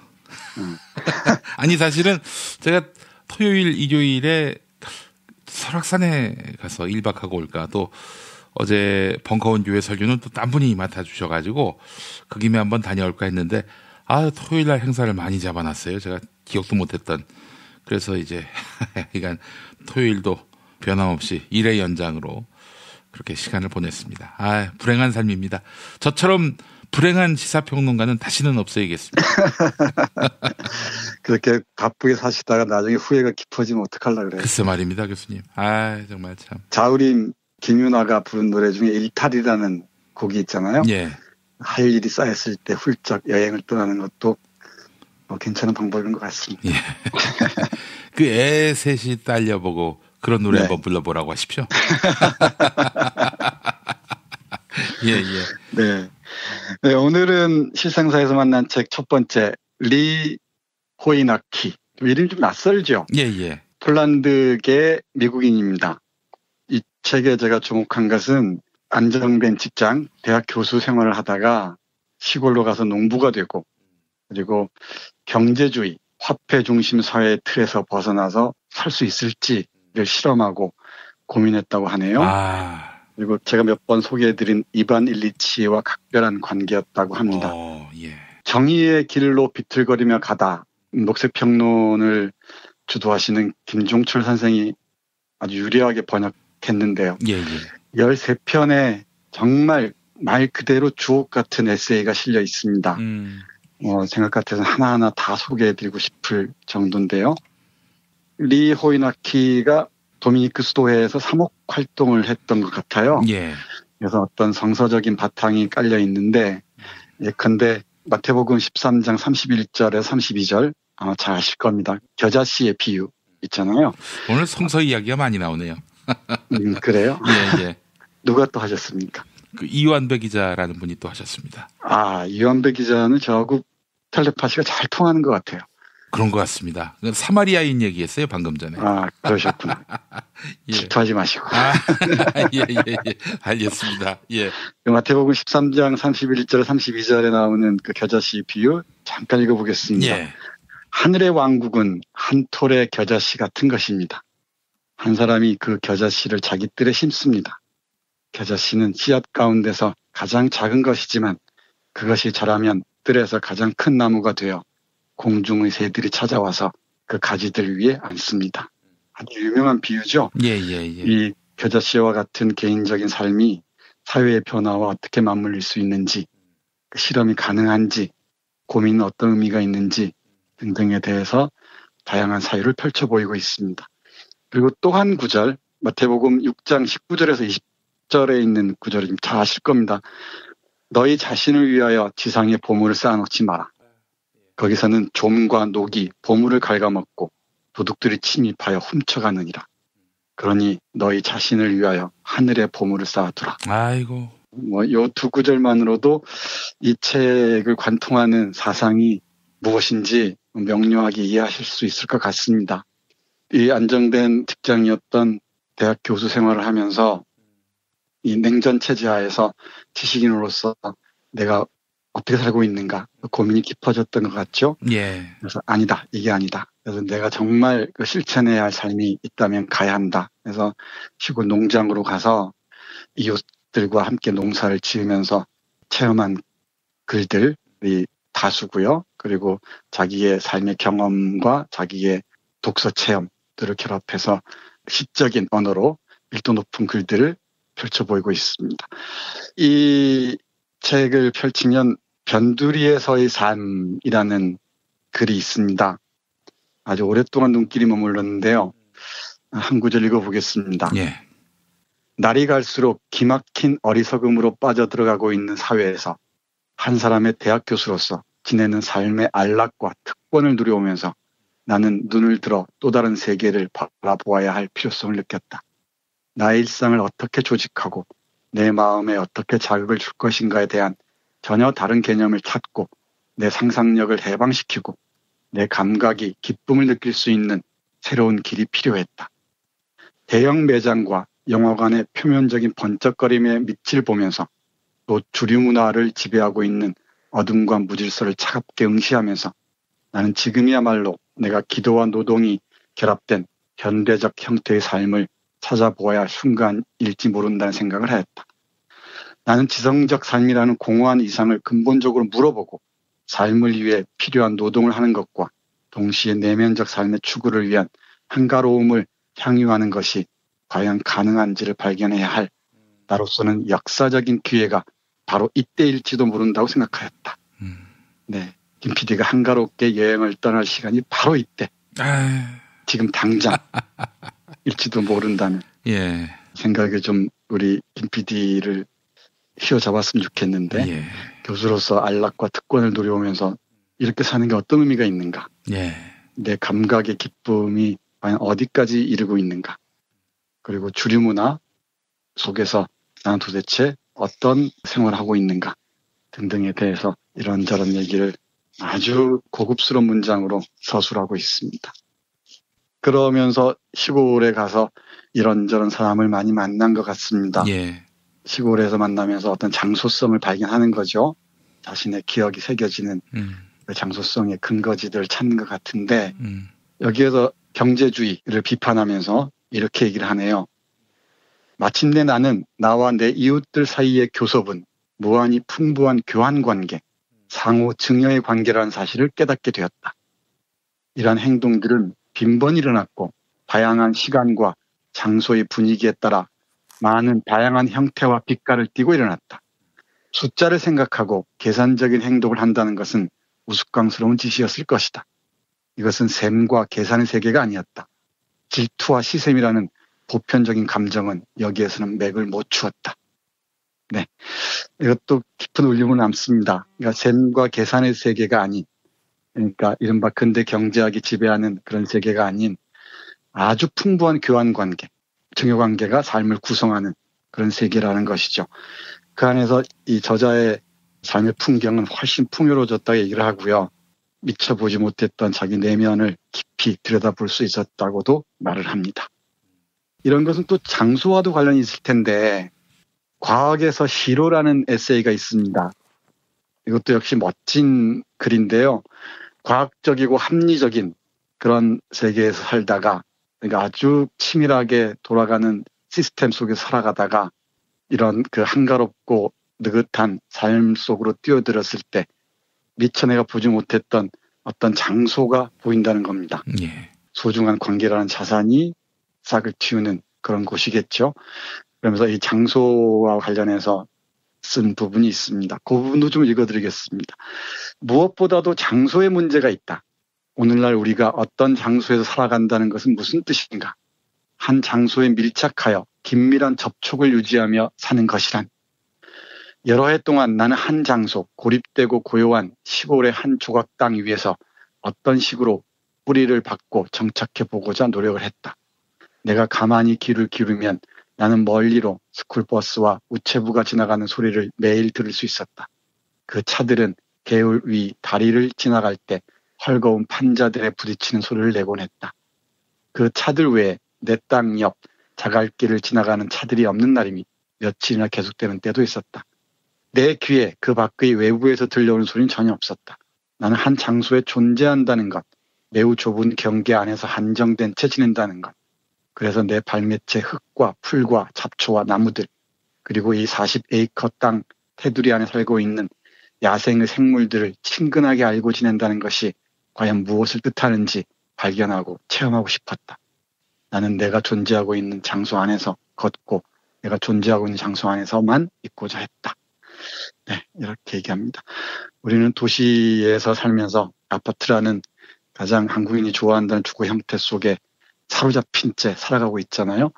우리 언젠가 얘기했듯이 옆집 사람이 누구인지 잘 모르고 마을다움을 다 상실해버린 그런 삶을 살고 있습니다. 뭐 새소리나 이웃들의 말소리까지도 들으려고도 하지 않고 살아간다면은 그게 무슨 의미가 있겠느냐라고 근대적 삶과 비교하면서 아주 신랄하게 비판하면서도 그 삶의 의미에 대한 통찰을 보여주고 있습니다.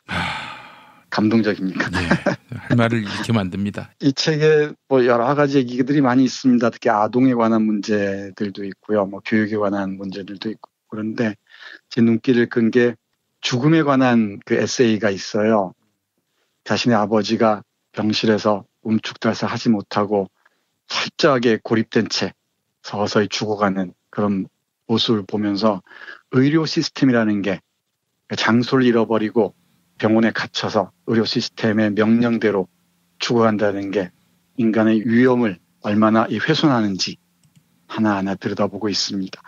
그러면서 아우슈비츠에서 대량 학살이 있었던 것만큼이나 우리는 체계적인 시스템에 의해서 서서히 인간적 품위를 잃고 잃은 채 죽음의 의미도 모른 채 사라져가는 게 아닌가, 그런 성찰을 보여주는 글이 있습니다. 그 부분 잠깐 보여드리겠습니다. 제 친구 중에 어떤 분이 요양병원을 하는데요. 서서히 그 요양병원에서 숨을 걷어가는 어르신들 보면서 참담한 신경에 빠지곤 한답니다. 그 얘기가 떠올랐습니다. 한번 보겠습니다. 나치의 합리주의적 질서는 우리가 오늘날 모든 사람들의 가장 공통적인 운명이 된 것을 이해하는 데 크게 도움을 준다. 즉 갈수록 정교하고 복잡해지는 기술이 만들어낸 도구와 기구 및 감시장치들에 의해서 지각하고 느끼고 생각하며 행동하는 방식에서 다소간 영향을 받지 않는 사람은 없게 된 것이다. 내가 양로원에서 본 것, 그리고 지금 여기 병원에서 보고 있는 것은 나치의 질서와는 분명히 다른 질서에 속한다. 어떤 점에서 그 둘 사이를 비교하는 것은 그 차이가 너무나 크기 때문에 불가능하다. 오늘날 고문은 당사자의 이익을 위해서 거의 모든 사람들이 승인하에 이루어지고 있다. 그 행위는 사회적으로 훌륭한 일로 평가되고 기술을 시행하는 기관들은 거의 모든 이성적인 사람들에 의해 상찬되고 있다. 기술의 지배로 인해 모든 사람들이 갈수록 얼마나 무력해지고 그 기술적 개입은 이제 거대 기계의 불가결한 부분이 되어 있다는 것을 주목하는 사람은 없다. 개인의 생의 마지막 날들은 이러한 사회 조직에 좌우되고 있다.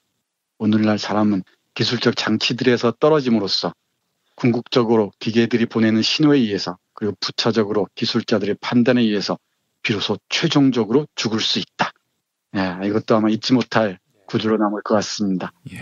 자신의 죽음마저 어떤 합리적인 시스템, 기계의 명령, 디지털화한 건강 진단에 의해서 좌우된다는 비판과 함께 삶이란 무엇인가, 그리고 삶의 끝자락에 있는 죽음이란 무엇인가에 대해서 아주 웅숭 깊은 얘기들을 펼쳐놓고 있습니다. 아, 저는 뭐 이런 망측한 상상도 하는데요. 네. 이 사람이 살아온 일생의 어떤 생산성, 공헌도, 그 공헌이라고 하는 건 뭐 인류에 대한 공헌이 아니라 이른바 우리 사회의 이익을 얼마만큼 창출했느냐 하는 그런 의미의 기여도, 이런 것들을 따져서 빨리 죽어야 할 사람, 좀 더 남겨놓아야 할 사람, 이렇게 구분짓는 뭐 그런 잣대가 만들어지는 것은 아닌가 하는 그런 생각도 해봅니다. 네, 아주 정확합니다. 그런 식으로 측정하고 계산하고 통계를 잡죠. 예. 나는 어느 지점에 있는지를 전적으로 그런 시스템의 명령에 따라서 설정할 수밖에 없는 상황이죠. 그게 우리의 마지막 선택권일지도 모르는 죽음마저도 그렇게 의뢰하고 있다는 데에서 삶의 비참함을 보는 것 같습니다. 네, 서서히 마무리해야겠는데요. 어제 달을 보면서 우리 아이들이 그런 얘기를 해요. 야, 달 참 환하고 크다 라고 얘기하는데, 어제가 16세였습니다. 보름달보다 16세 밝아 보일 때가 있잖아요. 그리고 구름 한 점 없는 하늘에 두둥실 떠있는 달은 얼마나 또 밝아 보였겠습니까? 이 빛공해 때문에 보지 못하던 작년이었으니까 특히 그랬겠죠. 요즘은 특히 카메라가 보여주는 것만 보잖아요. 그러니까 디지털로 기호화한 것들만 보곤 하는데, 우리가 직접 맨눈으로 빛 공해를 떠나서 어떤 자연의 풍경, 달과 별을 보는 것도 우리 삶을 다른 방향으로 이끄는데 하나의 그 중요한 방향을 제시할 수 있지 않을까, 그런 생각을 합니다. 마지막으로 이 구절 우리 김 PD와 김 PD 아이들에게 읽어드리겠습니다. 예. 아이들은 오직 카메라가 보는 것을 보고 있을 뿐이다. 그들은 별들을 보고 있는 것이 아니다. 그리고 그들의 시각이 기계적이거나 전자적 이미지에 의해 타락되어 있는 한 그들은 결코 별들을 보지 못할 것이다. 별을 본다는 것은 별을 봄으로써 마음이 움직이고 감화를 받고 마음의 변화를 경험한다는 것이다. 이것은 오직 우리가 흐려지지 않는 눈으로 더럽혀지지 않은 공기를 통해서 볼 때만 오직 우리가 대지와 대지 위의 모든 생명체들을 감싸고 있는 밤하늘을 실제로 느낄 때만 일어날 수 있다. 역사적 기록은 명백하고 모호하지 않다. 전문가들이 처음 그들의 기기를 가지고 보기 시작했을 때 근대인들은 우주와의 생명력에 찬 살아있는 관계로부터 절연되었다. 전자적 이미지들이 증식함에 따라 우주 탐험이 확장됨에 따라 관광 여행이 증가함에 따라 분열은 확대되고 밤과 그 빛나는 별들은 점점 더 죽어간다. 고대 민족들이 하늘과 맺고 있었던 이 풍부한 교류의 역사는 미신적인 동화가 아니라 진정한 지혜를 담고 있는 이야기이다. 이렇게 이어집니다. 저자가 멕시코를 여행하면서 겪은 일들을 표현하고 있는 글인데요. 멕시코의 별들이란 이 문장입니다. 대단히 시적이죠. 예. 시적이고 아름답습니다. 실상사에서 만난 책 리 고이나키가 쓴 정의의 길로 비틀거리며 가다. 이거 올바른 삶이겠죠. 정의는 소개해드렸습니다. 예. 교수님 오늘도 좋은 책 감사합니다. 내일도 그러면 지리산에서 날아온 책, 그 책을 또 소개해 주시겠군요. 네. 그럴 예정입니다. 예. 기대하겠습니다. 교수님. 네. 감사합니다. 내일 뵙겠습니다. 어머님, 아버님, 오래오래 건강하세요. 개업 축하합니다. 온세다 잠드소서. 결혼을 축하합니다. 형부, 우리 언니 반품은 안 됩니다. 차장 승진하신 주과장님, 주차장 되신 거 축하해요. 우리 같이 산 게 벌써 7년이나 됐네. 썩 짜릿했던 시간이었어. 태어나서 처음으로 여자에게 보내는 꽃이야. 너랑 닮은 꽃. 생일 축하해. 사랑과 축하, 위로가 있는 곳에 좋은 사람과 플라워. 1566-0263 1566-0263입니다. 한글도 남보다 빨리 깨치고 참 똑똑했는데 갈수록 실력이 뒤처지는 것 같아 걱정이에요. 혹시 초등학교 교과서 본 적 있어요? 어려운 어휘가 너무 많아요. 학교에서는 어휘 개념을 하나하나 설명해 줄 시간이 정말 부족하잖아요. 그럼 어떡하죠? 내 아이의 어휘만큼은 내가 책임져야죠. 어휘 공부의 정석. 초등어휘 3000, 초등어휘 5000. 검색창에 초등어휘 3000을 쳐보세요.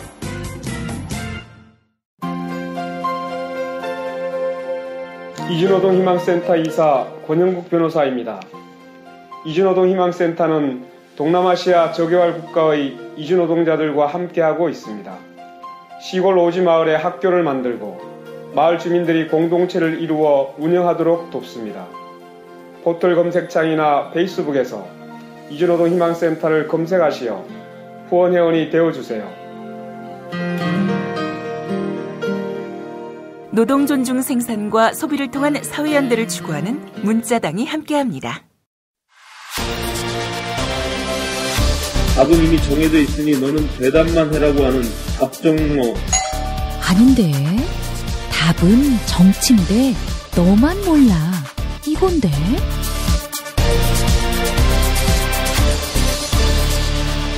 국민보좌관 김성회의 답정너.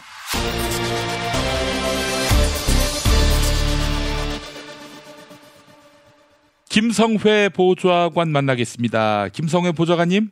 네, 안녕하세요. 네, 지금 여의도가 보수 야당을 중심으로 거센 회오리 바람이 불고 있는데 찻잔 속의 회오리 바람일지 아니면 정말 여의도를 넘어 서울, 한국 전역을 강타할 회오리가 될지 어떻게 전망하세요?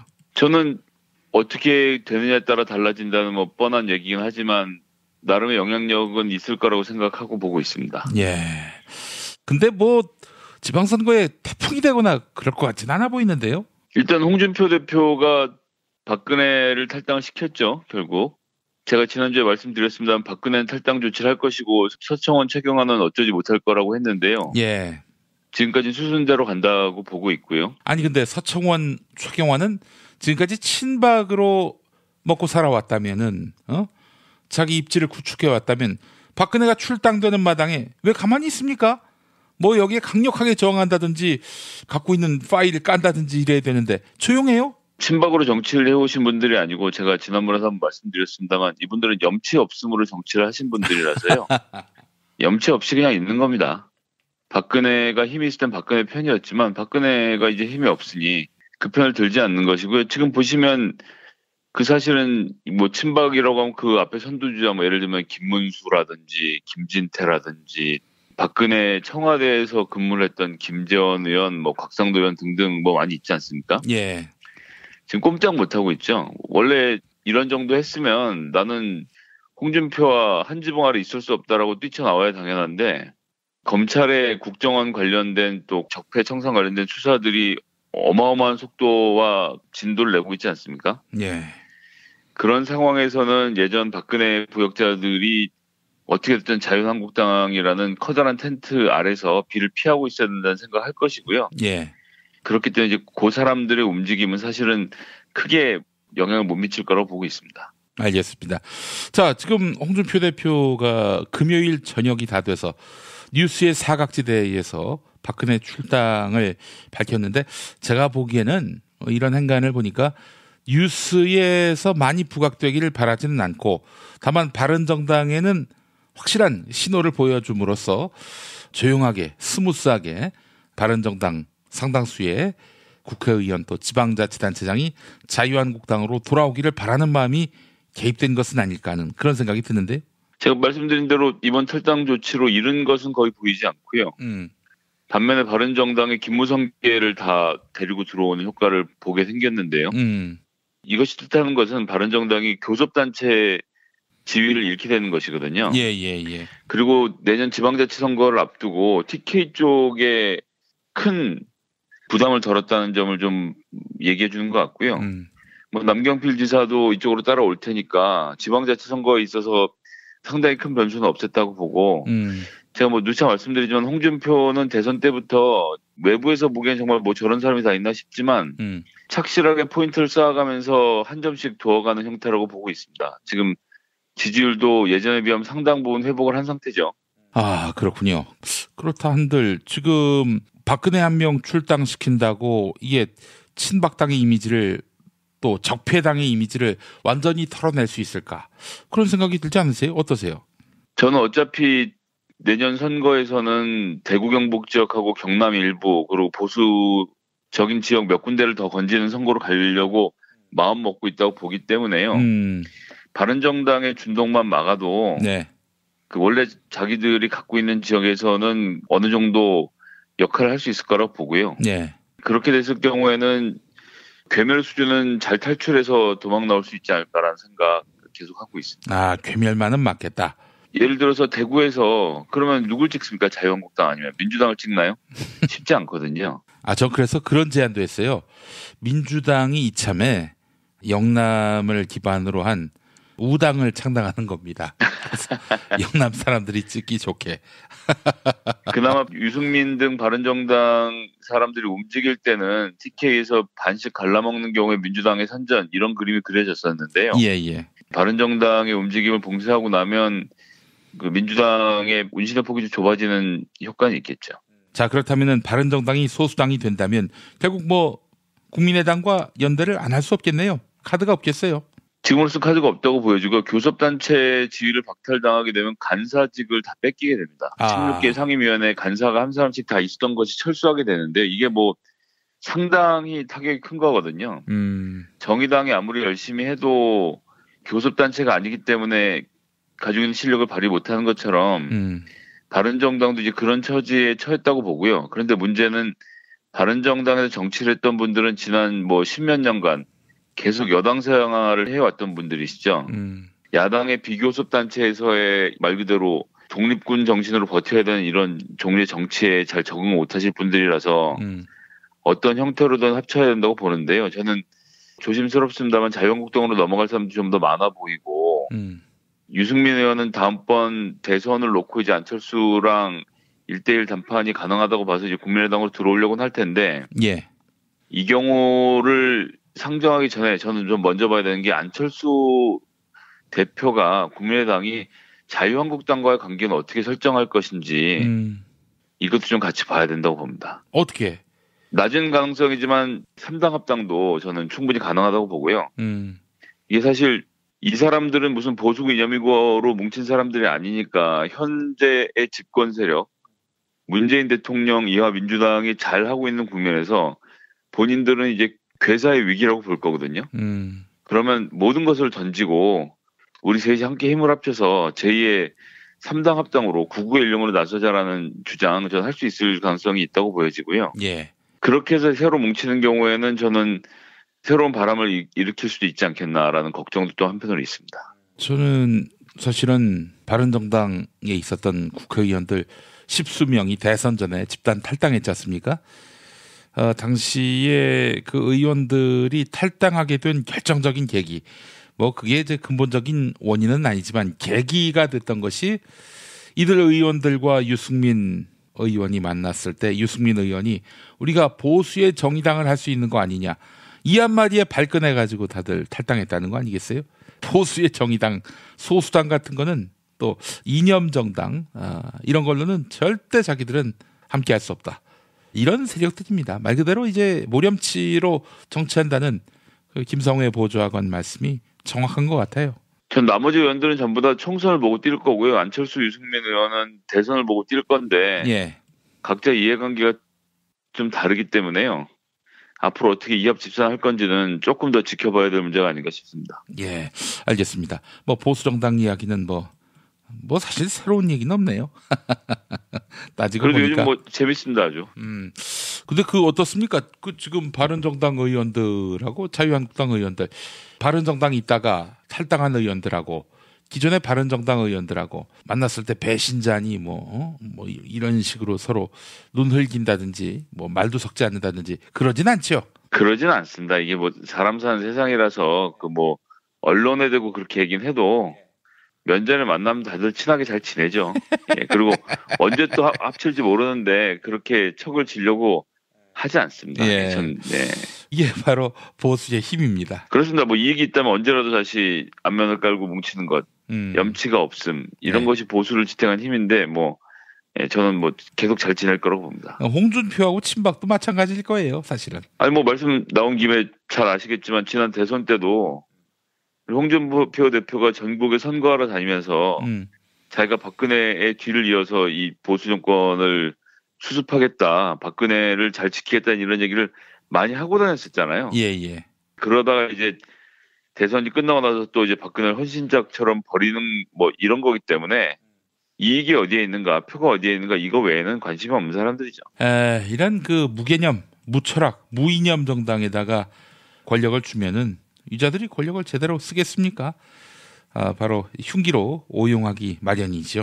그렇게 오용을 한 것을 지금 바로잡고 있는 것을 안철수 대표는 전 정권에 대한 복수 이렇게 표현을 하고 있는 거 아니겠습니까? 예. 바로 안철수 얘기로 한번 넘어가 보겠습니다. 지난 주말 사이에 엉뚱한 헛소리를 해가지고 국민들을 놀라게 만들었는데 아니 안철수 씨 속내는 뭐예요 도대체? 저는 이걸 어디서 얘기했는지 좀 봤으면 하는데요. 예. 프랑크푸르트에서 했었죠. 근데 여기가 이제 식당에서 최명길 최고위원하고 본인하고 그다음에 놀랍게도 프랑크푸르트 총영사 백범훈 총영사하고 이렇게 세 사람이서 저녁을 먹는 자리에서 한 얘기예요. 이게 좀 상대방을 봐가면서 얘기를 해야 되는데 예. 현 정부의 총영사를 앞에다 앉혀놓고 복수하려고 정권 잡냐 전 정권 때려잡냐 정신없어 이런 얘기하는 게 정말 생뚱맞기 이로 말로 할 수 없죠. 이런 얘기는 유승민 대표를 만나서 하시든가 아니면 김무성이라든지 뭐 홍준표라든지 좋은 사람들이 많지 않습니까? 박지원이라든지. 예, 외국에 나가서 총영사를 만나서 이런 얘기를 하고 있는지 그것부터 좀 이해가 안 되고요. 예. 그다음에 이제 복수라고 하면 이쪽이 당한 게 있어야 되는 건데. 예. 그리고 더 중요하게는 지금도 국정원과 검찰이라는 국가기구가 있단 말입니다. 예. 지금도 국가 시스템을 굴리는 가장 핵심이 되는 공안에서 가장 핵심을 맡고 있고 우리나라 국민들의 안전을 담보하고 있는 국정원과 검찰 내부에 범법자들이 있는 거잖아요. 이 사람들은 무슨 정권에 충성하고 이런 차원이 아니라 범죄를 저지른 사람들이에요. 예. 죄가 없는 사람들을 묶어서 잡아넣은 사람들이고 국민들을 대상으로 심리전을 펼친 사람들이고 정치와 선거에 개입했던 사람들이기 때문에 이건 누구의 명령을 받고 안 받고를 떠나서 처벌하는 게 당연하거든요. 그렇죠.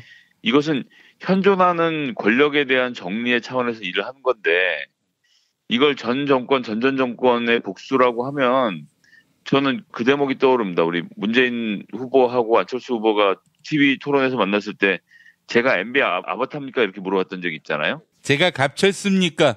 뭐 이렇게 또 물어보고. 맞습니다. 그게 지금 본인이 그 질문에 대해서 자기가 답을 하고 있는 것이 아닌가.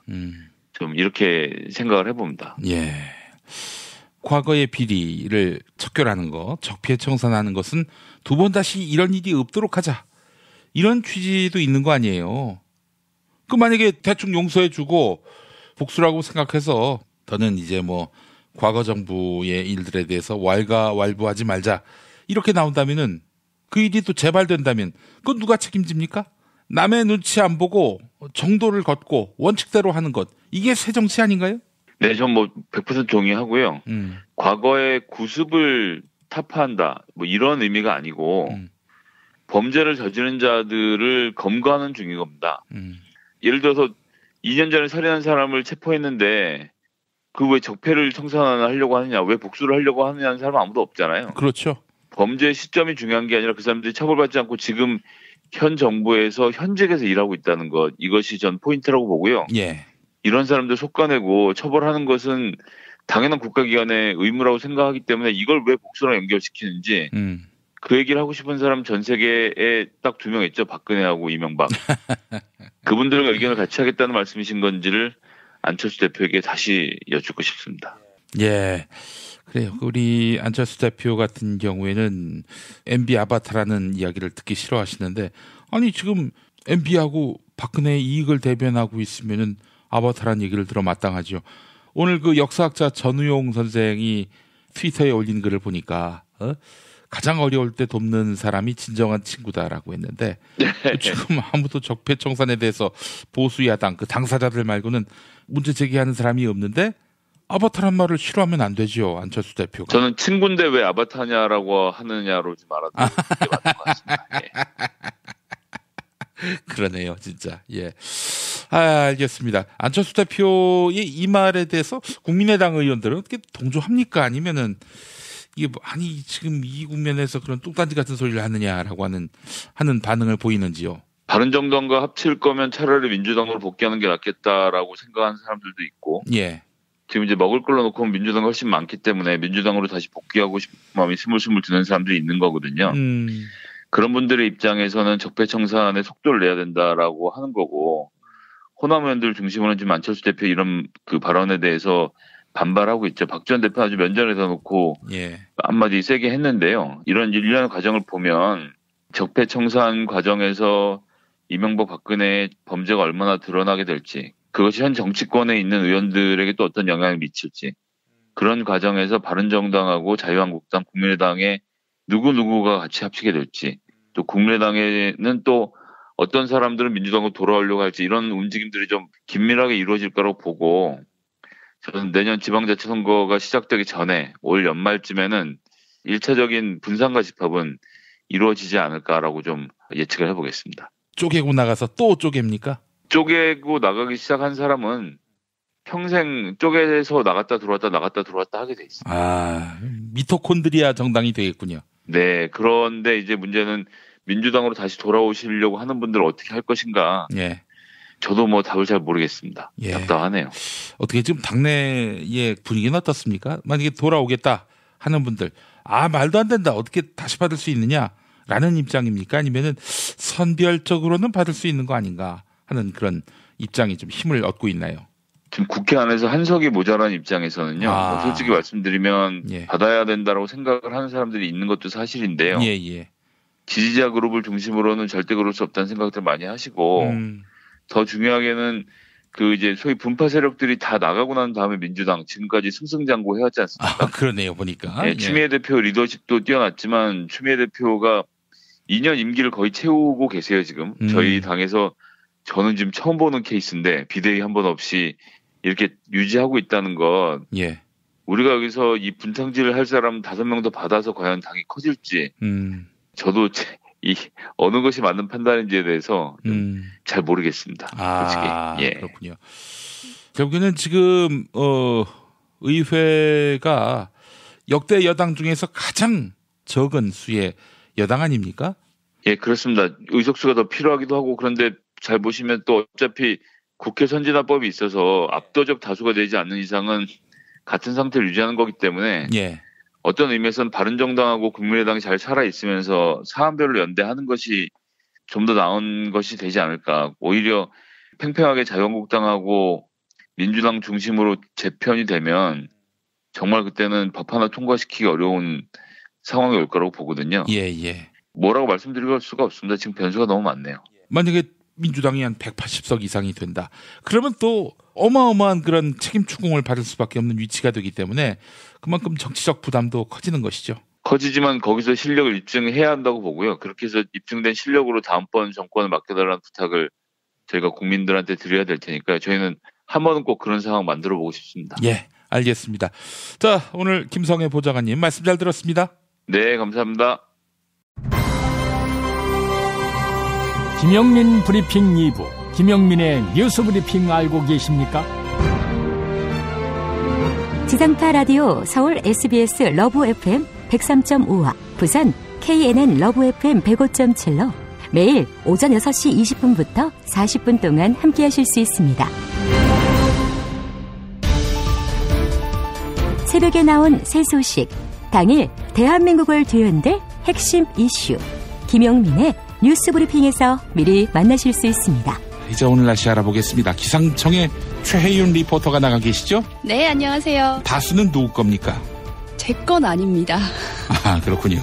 뉴스 더하기 뉴스, 김영민의 뉴스 브리핑, 최고의 브리핑 놓치지 마십시오.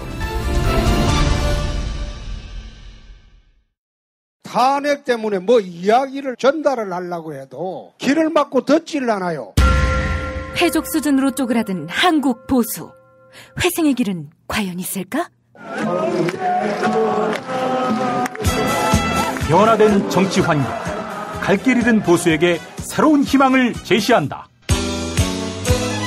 애국 보수의 화려한 부활과 집권을 위한 본격 가이드, 김영민의 신간, 보수를 지켜라. 진중권도 투표하는 보수 정당, 광주에서도 일당이 될 수 있는 보수 정당, 젊은이들의 입당이 줄을 잇는 보수 정당. 언제까지 민주당 정의당을 부러워만 할 것인가? 부러우면 진다니까? 자유한국당 당원 김용민이 쓴 보수를 지켜라. 이김에서 나왔습니다.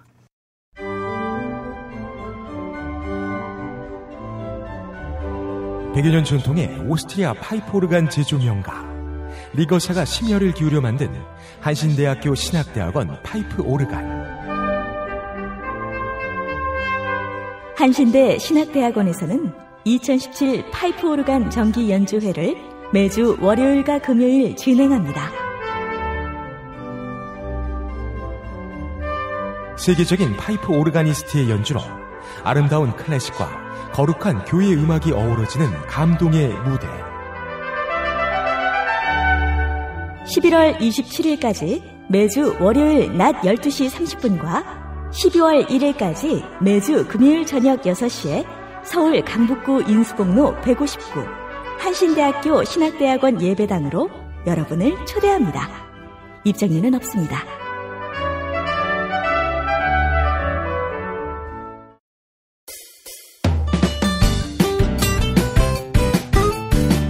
뉴스 폴앤메리 순서입니다. 팔로워 88만이 넘는 김용민 트위터에서 매일 설문조사가 진행되고 있습니다. 지난주 금요일에 YTN 사장 후보자들에 대한 최종 면접이 진행됐는데요. 그 결과 YTN 이사회는 신임 사장으로 최남수전 머니투데이 방송 사장을 내정했습니다. YTN 해직 기자 출신이자 최종 3인 후보자로 추천됐던 우장균 부국장은 고배를 마셨습니다. 최남수 신임 YTN 사장은 전국 언론노동조합 YTN 지부, 즉 YTN 노조가 부적격 인사로 지목한 인물인데요. 시민들은 이번 YTN 이사회 결정을 어떻게 보고 있을까요? 오늘 새벽 5시까지 모두 1736분이 의견을 개진해 주셨습니다. 90%, 10명 중 9명이 최남수 씨의 YTN 사장 내정은 부당하다, 이렇게 응답해 주셨습니다. 이번 결정이 정당하다는 의견은 나머지 10%였고요. 트위터를 통해 의견 남겨주신 분들 소개해봅니다. 트위터 계정 브레인 서절이 해야 할 나라님, YTN 내부의 적폐 세력에 대한 청소를 거부하는 행동입니다. 진실이 이긴다님, 왜 방송사 경영진들은 중립적인 인물조차 없는 걸까요? 깜용용님, 이 나라는 정말 기회주의자들의 천국이네요 라고 해주셨습니다. 설문조사에 참여해주신 여러분 감사합니다.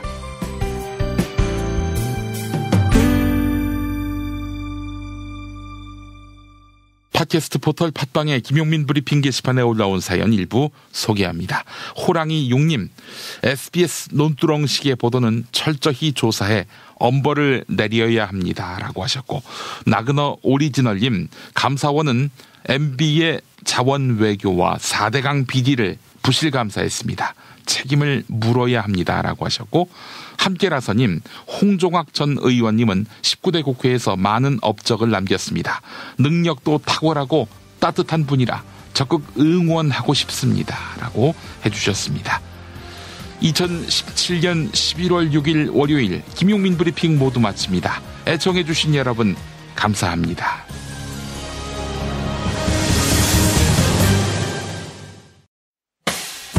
김용민 브리핑과 함께한 시간 어떠셨어요? 다음 시간에도 보다 바르고 알차며 즐거운 정보로 여러분을 찾아가겠습니다. 팟캐스트 포털 팟빵에서 다운로드하기, 구독하기, 별점 주기, 댓글 달기로 응원해주세요. 잊지 마세요. 다운로드하기, 구독하기, 별점 주기, 댓글 달기.